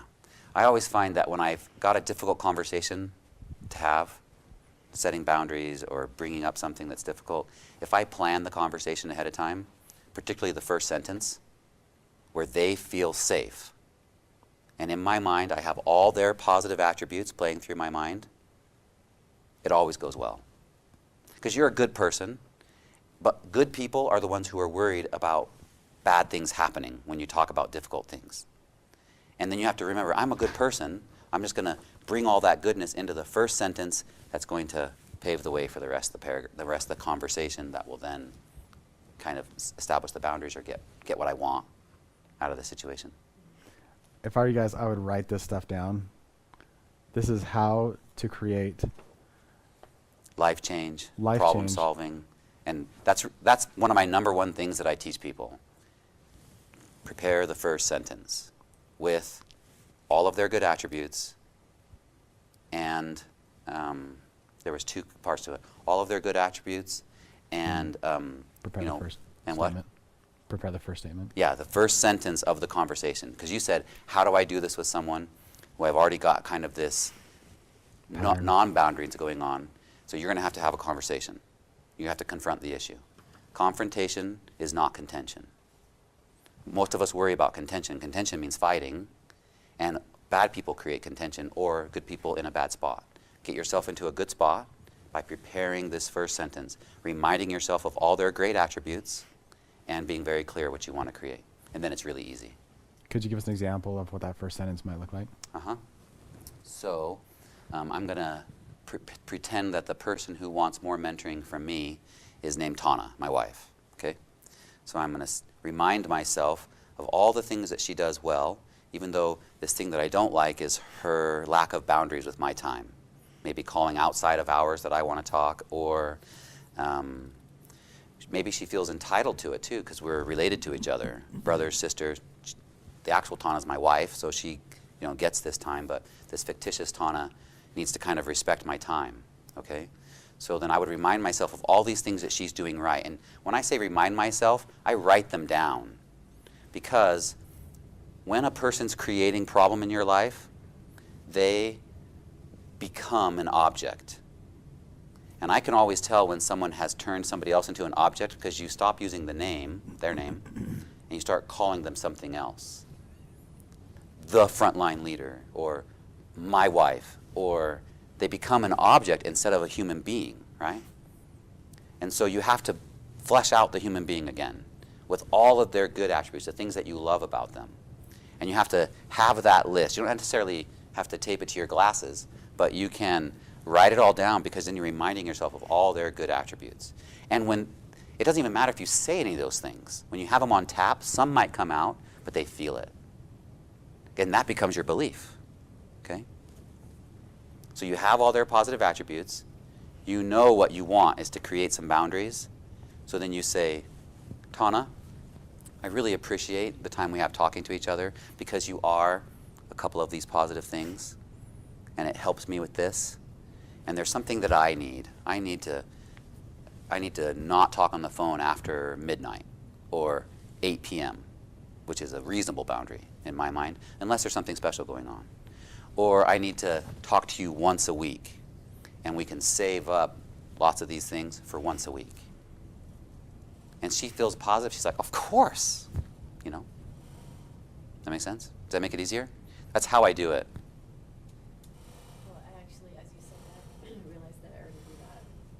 I just need to do homework. You're doing it sometimes I do it with some people and not others, because I've convinced myself they're special. They get to walk on me more. And then I say, oh, wait a minute. No, they're not. I'm special. Everybody's special. That's the risk of You have having to have boundaries. family on your team. Yep. We have all these weird rules. With family. Yeah. Yeah. Is that good? What about setting expectations when you don't want to push someone that maybe is that close to you? Like, if it wasn't necessarily a family member, you'd be laying down, like, this is what I expect and this is what we need to have happen in a gentle, positive way. But for other people that are, how do you approach that in a different situation? Most of the time, expectations are difficult when they are your expectations of them, because it's you to them. It's not a mentoring relationship. So it's helpful if you create a third party that you can blame. Make them the bad guy. In this case, it's successful people in doTERRA. The expectation for someone on the successful person's front line is this. That doesn't work. So then they have a block, and the mentor gets to help identify that block and use a tool. Okay. Now, what you say is, it doesn't work because they don't want to do this, right? Okay, can I be more detailed in this example? Is this sort of close to what you're doing? You have somebody on your front line who's not doing very much, and your expectation is that they do more, and maybe there's some people under them who are doing a little bit more than them? No, that's not what it is? Can you give me any more details without? No, they're working, they're doing, and excited. I just want to be able to get a little more organized with them and schedule a little bit more and plan a little bit better and kind of get the ball rolling with the more effective things. And name one of them is actually mentoring, like setting up scheduled regular mentoring where we do save up the questions and get the effective session going and then have a plan for the next week so we're more organized with all of it. More organized. So, and I don't think that's the huge challenge. I'll get the mentoring set up. It's kind of just the stage of my team right now. So are you worried about them not agreeing to it, or you not following through? No, I'm not worried about it. That aspect of it, it's more along the lines of committing to the long-term growth, and I guess I'm not all that worried about it. It's just where my team is right now. We're all on the verge of doing this, More. getting into that stage. So, Well, as you're on that verge of kind of like bigger team growth and this long-term, how much are we going to get done? Have you gone through much of the personality typing exercises? I have looked at them. I know some of their personality types, and yeah, that's a good reminder for me to look at again. Yeah, specifically pay attention to different personality types are more or less likely to have a rigid schedule. And when I say rigid, it can still be fairly flexible, but his personality type, visionary, type 1, they want to have fun. And for some of them, a schedule is not fun. Spontaneity is more fun, right? And I'm that way too. I'm less scheduled. And generally, in a marriage relationship, that's the one pain point. One is more organized with the schedule, and one is less. And it's not really something they can change. And you don't have to be highly scheduled to be successful. You have to be consistent, but not really highly organized. So the personality types, the way we have them laid out in the system, it's good because it teaches you how to still get things done with someone with a different personality type than you. And what you're going to find as your team grows, there's a lot of people just like you. So with them, you go around them when you need to rest, and then when it's time to work, you go around the people not like you, kind of, Does that make sense? Okay. We put things in the system that we use that we found were critical for our sanity, for our success, and for unlocking people, helping them be successful. And there's nothing in there that's extra. We used all of it in different forms and from different places. So personality types is You had 3 things. You said prepare The first sentence. So the first sentence consists of, the first thing you do, write down all their positive attributes. Okay. Specifically as it relates to your expectations, write down the things they are doing. People I have a problem with, I always forget that they're doing good things, okay? And then you get really clear about what you want, okay? In that first sentence, you say, this is what I want. This is the ideal, right? And then you're wondering what the third thing is? Mm-hmm. I'm trying to remember. And by the way, this is a skill taught in a book called Crucial Confrontations. The book is really thick. I'm teaching you the parts of the book that I've used for 15 years. This is really what kept me from getting beat up on construction sites, because there's highly likely to have confrontations and contention, and I was causing problems, and I learned how to confront people, and everything went perfect. Fairy tale endings, right? Some people still want to have contention when you confront, but so you prepare their positive attributes, you get really clear on what they want to do, and then I think the third thing is you start the conversation. It takes a little bit of courage, but you confront the issue. And remember that confrontation is not contention. There's really nothing you can't deal with this way. Thank you. Yep. When you say you start the conversation, is that so that you're mentally prepared and in this mindset where you're thinking about their positive things instead of just kind of letting it sit and wait and stew, Yeah. and then they call you and they're Definitely. confronting you and you're not ready? Right, definitely. Yeah, you initiate it. It can be an organized time, a conference call. It can be during your next weekly appointment, or it can be, can you chat in the next couple of days? And then you just do it one-on-one, something like that. This works great for spouses, works great for kids. Whatever you focus on is really what they become, it's what you feed. So if you are always seeing your spouse's negative qualities, they're just going to keep showing them to you. And if you focus on their positive attributes, they're going to show you more of those in your mind, because you get, your reality is what you think about. So in this, these people like on your team, maybe who you're not being around all the time, you remind yourself of all their great things and then go there. Depending on their state of mind, you can't control this, okay? Depending on their state of mind, they will feel attacked, but you're not attacking them. And then you can bring out all these positive attributes. They will also, depending if they feel attacked, they may like retreat or they may fight back. You just bring up these positive attributes because you're bringing all this goodness to it, right? And so their flight or fight goes away, and then you're just dealing about the thing. I think this is the, this was the thing I've been forgetting to tell you. Of those three things, maybe there's a fourth that's super important, and that is you deal with things, not people. You deal with actions, not worth. So in your mind, you clean your thinking about them as, because they're not meeting this expectation, they are bad. You have to clean yourself of that thought. Because they're not doing this, they're still a good person. They're still going to be happy. And they could probably be happier, and their business could grow more. But it's up to them. Does that make sense? You never, ever go to a judgment on their value. And I do like, yeah, you set up the confrontation. You set up the time to have it, and you take it. Stuck where if you let it stew and then they confront you and they're all Ready to go. You're just, whoop, Yeah, it's not good. interesting. Cool. Okay, was that part of this? How did we go there? I think it was just about defining boundaries. Okay. Do you want to hit on the bottom part? Yep, you betcha. Okay, so the reason we have the success habits there is because we have them listed in their commitment. So they may say, well, what are the success habits? Boom, right there. You can see what they are. Daily, weekly, monthly, annually. Okay? Those are the habits of successful people in doTERRA. Okay? All right, so they're going to choose their amount of time that they're going to commit to doTERRA, and that's their qualification for the amount of mentoring you're going to give them. So then down at the bottom is their agreement. Let's read it. This is them. I agree to give my best to my above commitments. I will reach out to my mentor at our scheduled time. In our mentoring, I will be open, release unproductive habits, and take action. I trust my mentor to support me. I understand that if I at any point am not doing my part, my mentor and I will set up a new agreement. Okay? Isn't that cool? That's nice. They're agreeing to that. It's also creating the opportunity to reevaluate if a few months down the road things are slipping or they want to do more.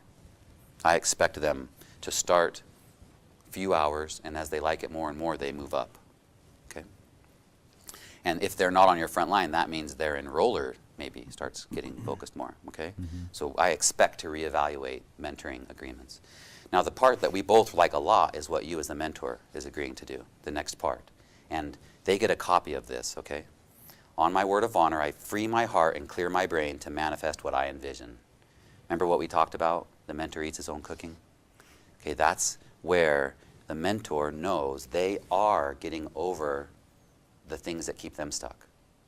And the mentor is moving forward in their own life. Okay, and so it's what you're committing to. It's an oath. It's your agreement with yourself, with God, with the universe, that you will be moving forward yourself. Okay? In order to be a mentor, you have to be. That's why it's your agreement. Okay? I empower others to do those things that they can and should do for themselves.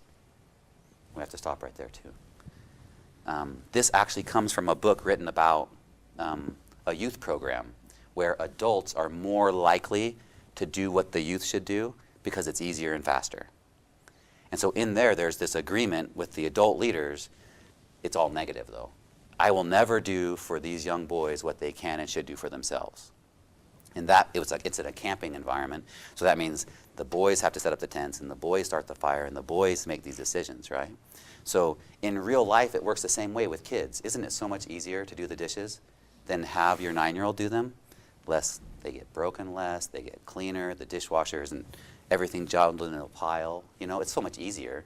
But the 9-year-old can do it and should do it in your life.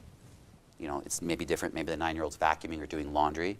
When our 9-year-old took over laundry, I no longer had any socks because they all looked the same to him and they all went somewhere else.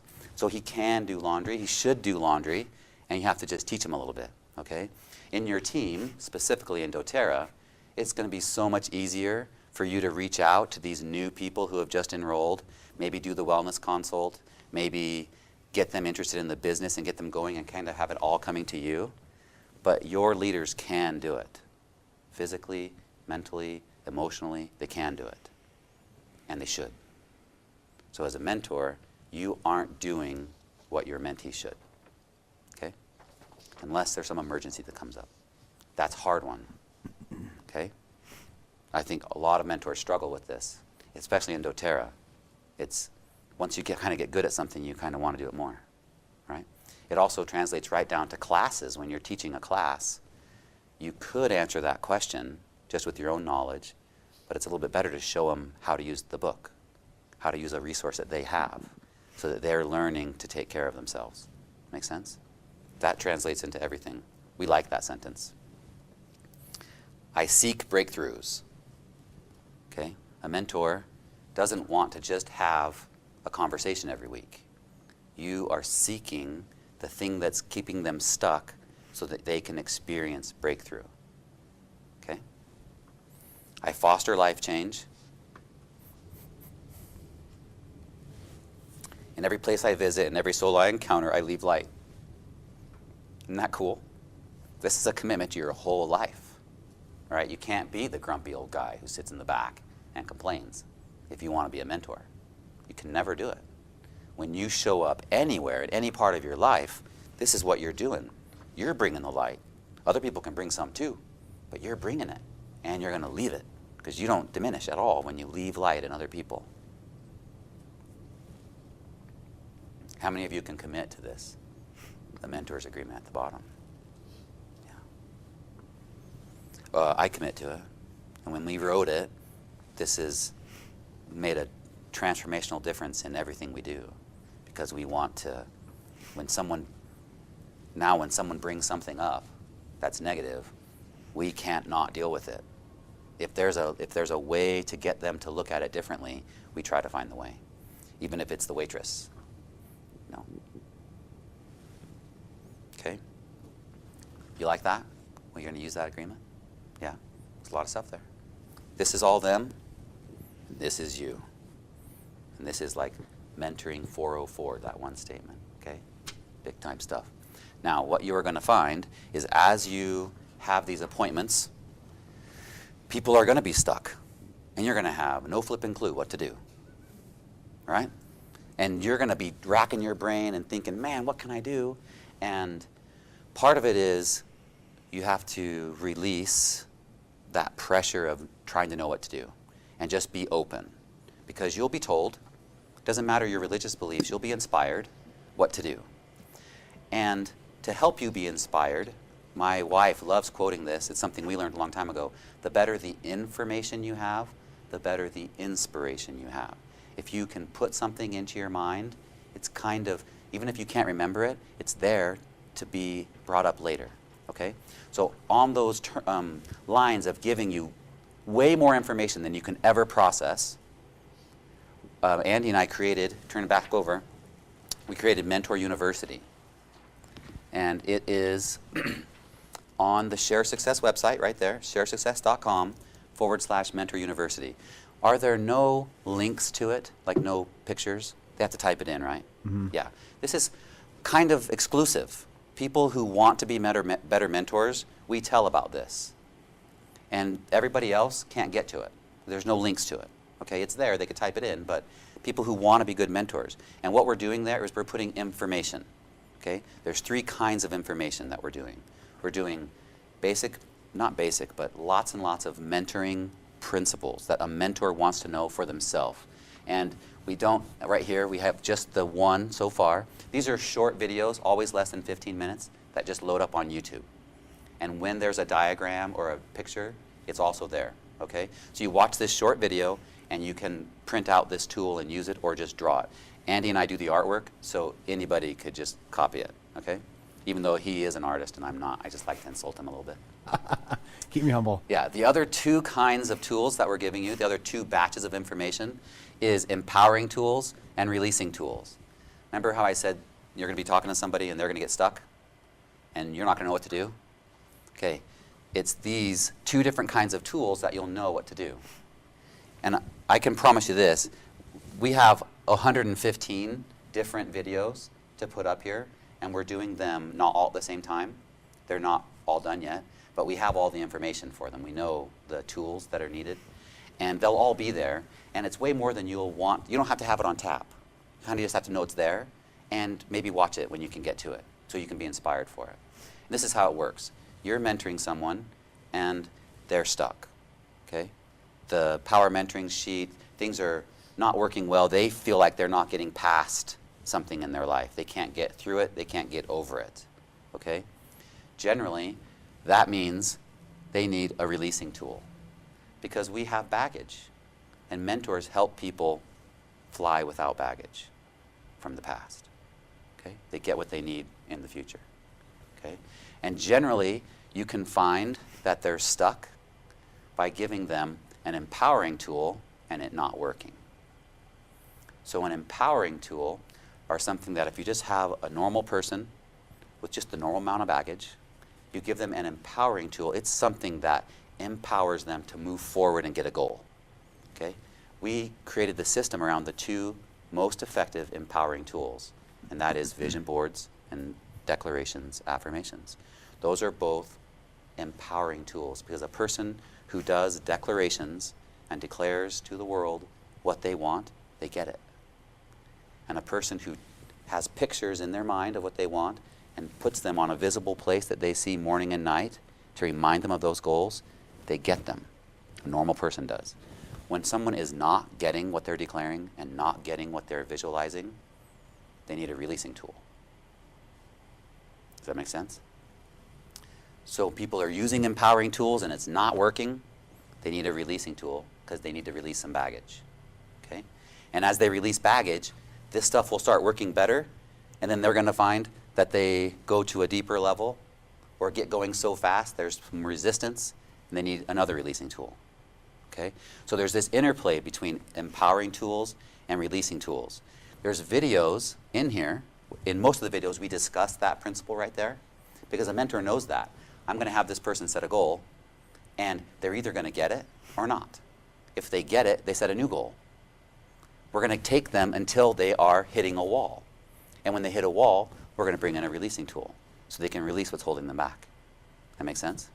You'll always know the next step. When they don't know the next step, you'll have lots on tap to use. Okay? Let's go through these empowering tools. We don't have vision boards and declarations as a video. We could, but you have them in your system. And we have awesome videos on doTERRA Pro, already about those 2 empowering tools. Okay? We have some new ones here too. One is turn your mess into your message. Okay? Someone's using their empowering tools. They've released some stuff, but they've got a big mess in their life. Big messes come. They're awesome. It's important for someone to remember that if you have a mess, and if you add a little age to it, you have a message. People think they're never going to move through this horrible life experience. You name it. Divorce, death, bankruptcy, the worst things you can think of. They think, how my life's ever going to be better. So right in the middle of it, it's empowering to them to know that your mess becomes your message with a little age, a little time. Okay? I got this from Viktor Frankl and from my mentor, Kirk Duncan. But Viktor Frankl was the best example of this. He's the man in the Jewish concentration camps. He was at Auschwitz, and he had been a college professor. So in the concentration camps, he didn't engage with what was happening in the concentration camps fully in his mind. In his mind, he was 20 years down the road teaching college students the lessons learned from this experience. So he was turning this mess into a message. Okay? Your biggest messes become your most powerful messages. And all of you have plenty of messes to turn into a message. Right? We do. That's one of the beauties of this creation. Okay? Lots of messes. The plan too is to record these live every Tuesday and Thursday morning at 10 a.m. And so if you click that link, it actually takes you over to Google Plus, and there'll be a live hangout that you'll join. And what that does is it allows us to make it an interactive experience. So if you had, if you were watching and you wanted to engage, we can bring you on, maybe just voice, but also video if we wanted to, and have a dynamic experience with you, right? So that's why we're choosing this rather than like a phone conference, so that when we're done, we have interactive videos that demonstrate the principle. So the invitation is for you to join us Tuesdays and Thursdays. We're not going to do them next week, but we will the next. So not the 7th and 9th. Oh, Tulum. January's pretty full. Let's just say February. We have some videos up there. Good call. Yeah. Yeah. Let's plan on February for the live recordings. Cool. So we talked a little bit about empowering tools. There's 3 releasing tools up there, but they're just different manifestations of kind of the same one, forgiving. Okay? They're great. I'm not going to go into them anymore. But forgiving is a huge tool that we've been given for a better life. And so there's different elements of it. There's forgiving others who have harmed you. Then there's seeking forgiveness. And then we've also brought in things that have helped us, like the work from, what's her name? Byron Katie. Byron Katie. We have some sheets there you can download and can use. It's really super powerful. And using these things are kind of what's created the culture that we live in now, where nobody gets away with any junk anymore in our family cultures because it just doesn't fit. Okay. The forgiveness thing was really powerful, the way Justin taught it to me, because in my mind I could visualize like this pie chart. And if I'm harboring judgments, maybe this portion of my life is the broken relationships, the hurt that I'm experiencing, right? The damage that I'm carrying with me. if I'm hanging on to that pain and that baggage, how much room is there left for me to create powerful, fulfilling, meaningful relationships in my life? There's little to none, right? I mean, we're banging on 1 out of 6 cylinders here. So forgiveness, which it only takes one, both to forgive and to be forgiven, allows you to clear up all that space. And so it becomes this way of cleaning out your garage, you know, of just making a clean palette to create.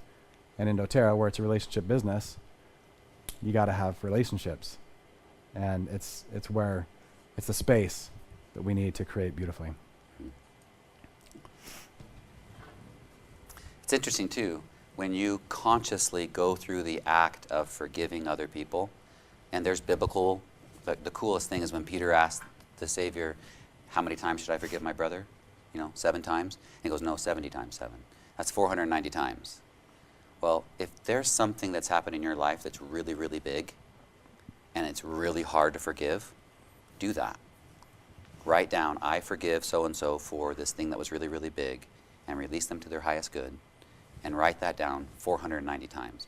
I don't think you're going to get all the way to the end, because you'll have felt the forgiveness for them in your heart, and you'll be able to move forward.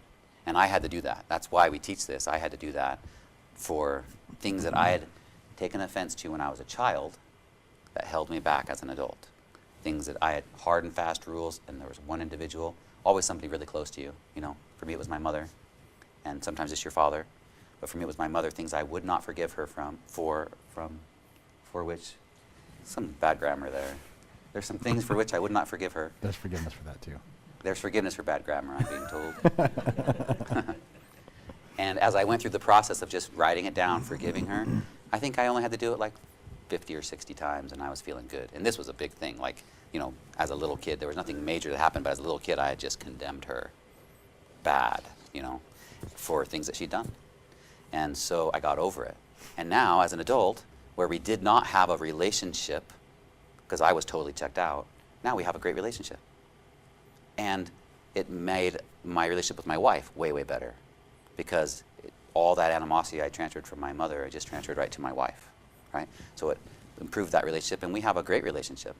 And now when she calls, I like it when she calls, instead of before. I remember, my entire adult life, I wouldn't take it.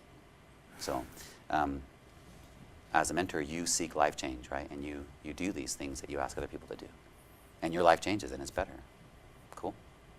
Yeah. Now we have 15 minutes or so. We could do question and answer.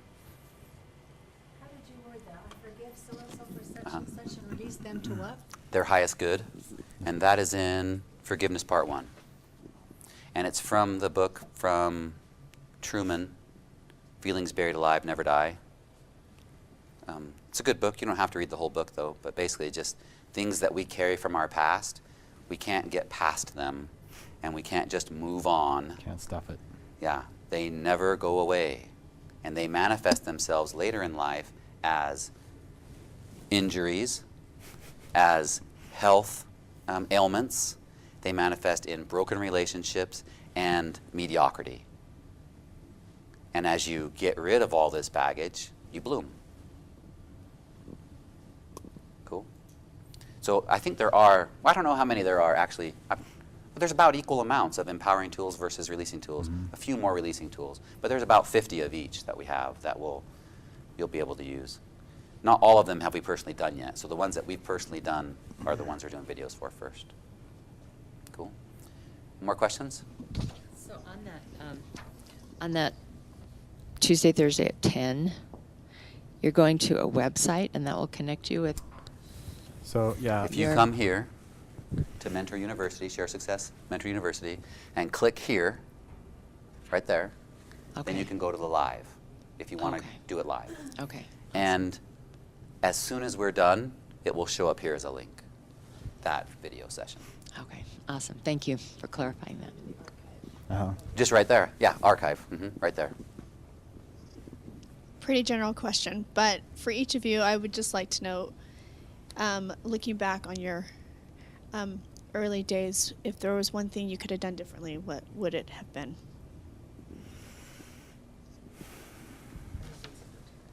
Yes, doTERRA, right? Whether it Hmm. was the way you built your team, whether it was the mentoring aspect, I don't know, just Well, something really technical. We wouldn't have given away the enroller on every single person we signed up. We teach better now. We've Yeah. learned how to, the best ways to do it. So we did Yeah. it wrong, we fixed it wrong, and now we do it right. In the early days, everybody enrolled lots and lots of people. And it was so easy to enroll. And if you could enroll like Laura Jacobs, and then let's just take some presidential diamonds that are just fill in some names. And what you would do is you'd put them under each other, because nobody knew beans about network marketing, and we still don't. And then since you had enrolled all of them, all three of them, you would give, the enroller on this person to this person, the enroller on this person to this person, and then, you would give away the enroller for people that you personally had enrolled. So then our fix was you keep the enroller for people that you're enrolling, because we were fixing ourselves. But then what happened, every year doTERRA doubles in size. So all the new people heard, you keep the enroller. If I'm teaching the class for all of your people, I'm keeping the enroller. So then we fixed it wrong, because then a lot of people were taking the enroller. So now the way we teach it is you keep the enroller on people you enroll, and you make sure that the enroller goes to the person who invited them, who wants to take care of them. That makes sense? That was a big problem. That was kind of technical. Yeah. I would say there's a few things that you have to do, like getting out of your comfort zone, approaching lots of people. I'm super glad the Goddards called some of their oldest friends and said, you're probably going to judge us and think we're weird because we are totally passionate about this network marketing thing, but will you please look at it, right? I'm really glad they did that. Those are some of the things you have to do. And the Goddards, I'm really glad being on their team, because all the other people I like so much in the world are there too. There's almost nobody missing, right? That was awesome. So the thing that I did wrong was focused on the problems. And when you're riding a mountain bike or a motorcycle, if you look at the rocks in the trail, you hit them. So you have to look at the clear path, and you can't focus on the problems. As a mentor, we want them to come up so people can get through them, but then in your team, there's certain parts maybe that are not working so well. If you focus on that, you get more of that. Focus on what's working. Make sense? Great question. Other questions? I've got one for Justin. Let's say, well, first, could you talk to us about end dates or end? Oh, like, mentoring dates? We didn't really talk about it, huh? Yeah, like, yeah, just talk to us about, do you Okay. sign up for this indefinitely? Yeah, so this was a thing I'm still wrestling with, but it's good, okay? It's like a part of mentoring that we haven't talked about, and that is all good mentoring comes to an end. Now, the relationship doesn't come to an end, but that type of mentoring has an agreed time frame. Okay, so that's why we have this recommit and reevaluate on. Okay, so for someone who's getting mentoring from you, they agree to something up here. You commit to reevaluate the level of mentoring, and this is what's happened a lot on our team, and it's awesome. People want the weekly call, and they are qualifying for it, and they grow out of needing to talk to me every week, and they don't want to talk every week, and that's awesome, because they're hitting diamond and hitting platinum and growing, right? So good mentoring has an end date. Now on the other side, some people just want mentoring because their cup stays empty most of the time and you fill it. When they're around you, they feel better, right? So they don't ever want the mentoring to end. But this is what happens, is if you go to a professional mentor outside of doTERRA and pay them hundreds or thousands of dollars, they're going to tell you that much money buys 5 sessions or 10 sessions. And this is what these mentors tell me. Nobody does anything until the 8th session. They'll pay $20,000 for 10 sessions, and they won't do anything until their 8th or 9th session. they don't get their goals. And it's because they see the end coming. They're like, oh, I better really get started. So your mentoring has to have a time when you are no longer going to be available in the same way for the people to get their goals. Now, everybody, no, but for many people, yes. For many people, they won't get anything done until the mentoring is coming to a close. Like especially if you say, yeah, you can have more mentoring after you hit a rank. That's an end date. That's an end date.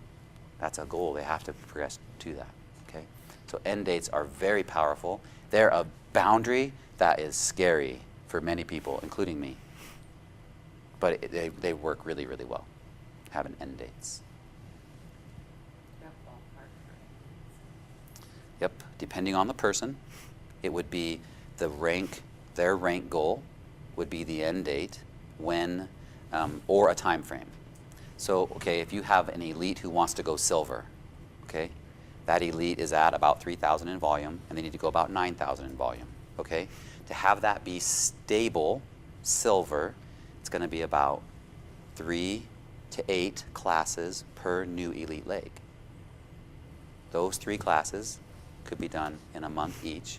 I would say from elite to silver could be done, I would work this out with them, but fastest to make it really stable would be about 3 months to, let's say, 6 months. And they feel good. In 6 months, I'm going to be silver.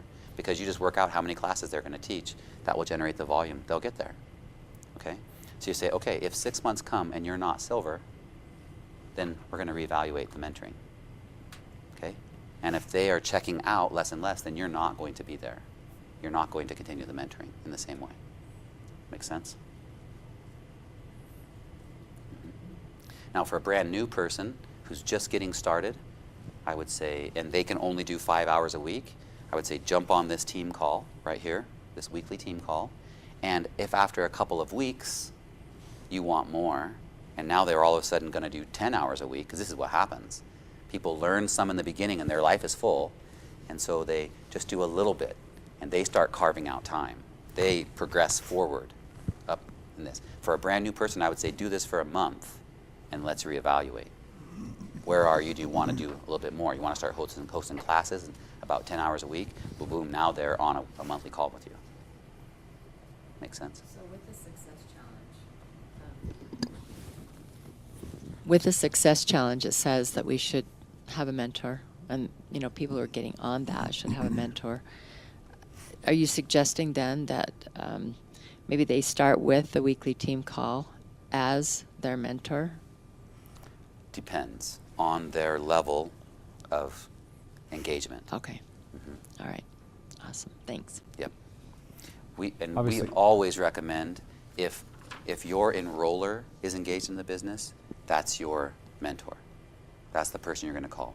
And the person who has the enroller ID on you is your mentor. So even if they're as brand new as you talk every week. Okay. And the Success Challenge, I think, assumes that they're in this column. I mean, if someone is going for it in the business, I'm going to make the assumption that they can get it weekly. They can get weekly from their one-on-one mentoring. enroller. And so if they just want information, they're not sure if they want to get into the business, do you Yeah. tell them about the Success Challenge, or not really? I mean, We you use guys- the brochures. Yeah. Live, then share. Are you familiar with the brochures? Yeah, someone who just wants more information, that's kind of still at the live. level. Mhm. And we invite them to share or build and go through those brochures. Sharing, they learn how to host a class, and they're invited to build. They kind of say, I'm going to do this more intentionally, and they're going to answer those 10 questions. And they're creating mentally, spiritually, what they're going to do in the real world. And so those are the steps that we have them go through. A person who says, I just want to learn some, then we get them the Live brochure and make sure they have access to all the information there. And do you also have an accountability partner as well as a mentor in the Success Challenge? Is it built into the challenge? No. Not an accountability partner. It can be the same person. It can be. And you can, the Facebook page works as accountability because you're reporting on your progress in the challenge. And everybody's jumping on there cheering you on, right? And then when you don't show up one week, they're wondering where you are. but having a separate accountability partner, depending on if you are not following through on your commitments, then it's really powerful. Mm-hmm.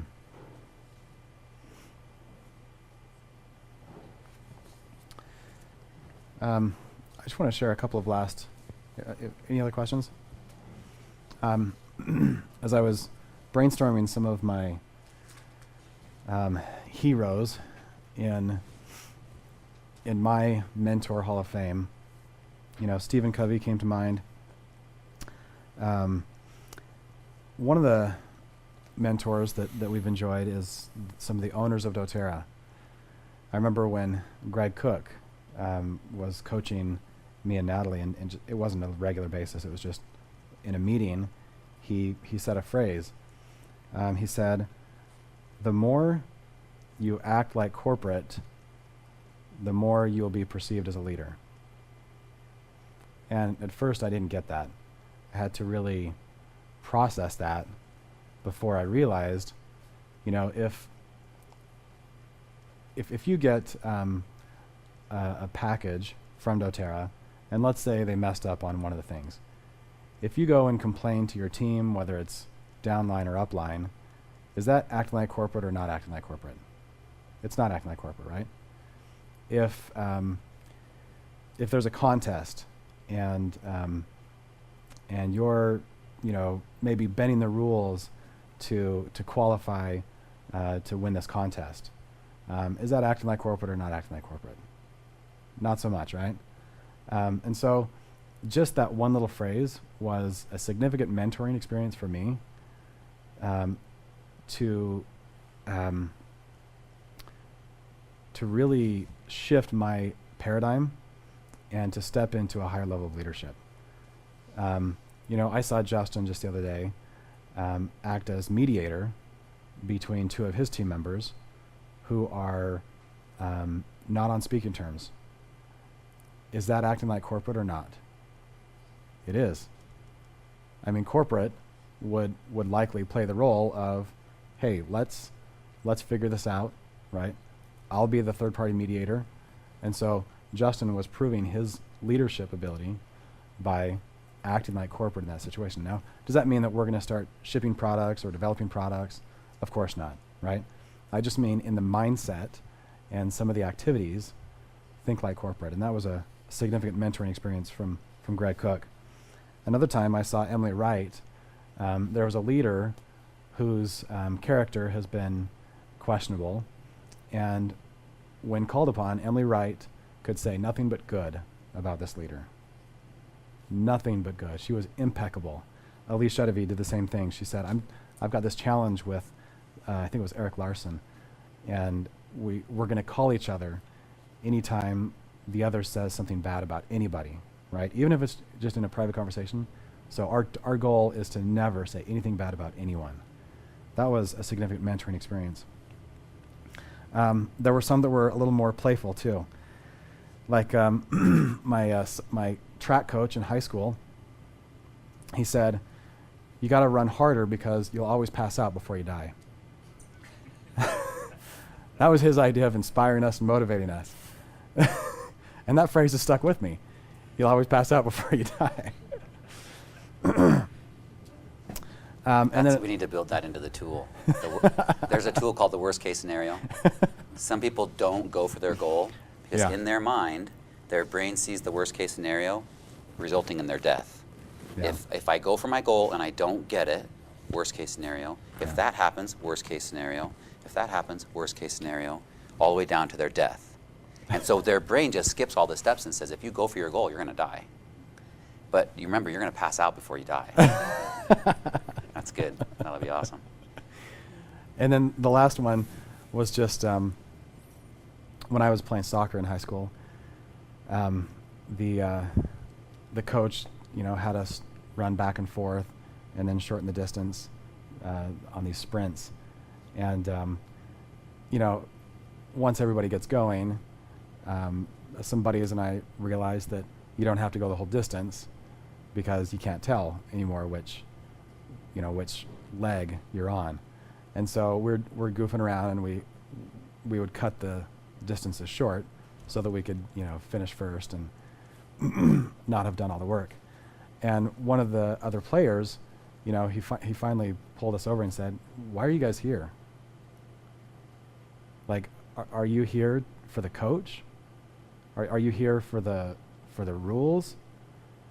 Or are you here for you? The purpose of the drill is not for the coach to check it off the list. The purpose of the drill is for you to succeed." And that was a profound experience for me. To recognize the why behind a lot of the difficult things that we do, especially in doTERRA. It's not about checking it off for some success challenge. It's not about doing it so you look good. It's for your growth. And it's for your success. So that's our invitation for you today, is to take on the challenge, to do the hard things, and to do it for the right reasons. And that's for your growth. Real quick, I just want to hit on a new tool that we've released. Many of you know that Diamond Club is coming up. And Diamond Club is a great time to grow. It's also a great time to bash your brains against a brick wall, unless you're doing it right. And so to that end, we've created a Diamond Planner, which is a free download at sharesuccess.com/library.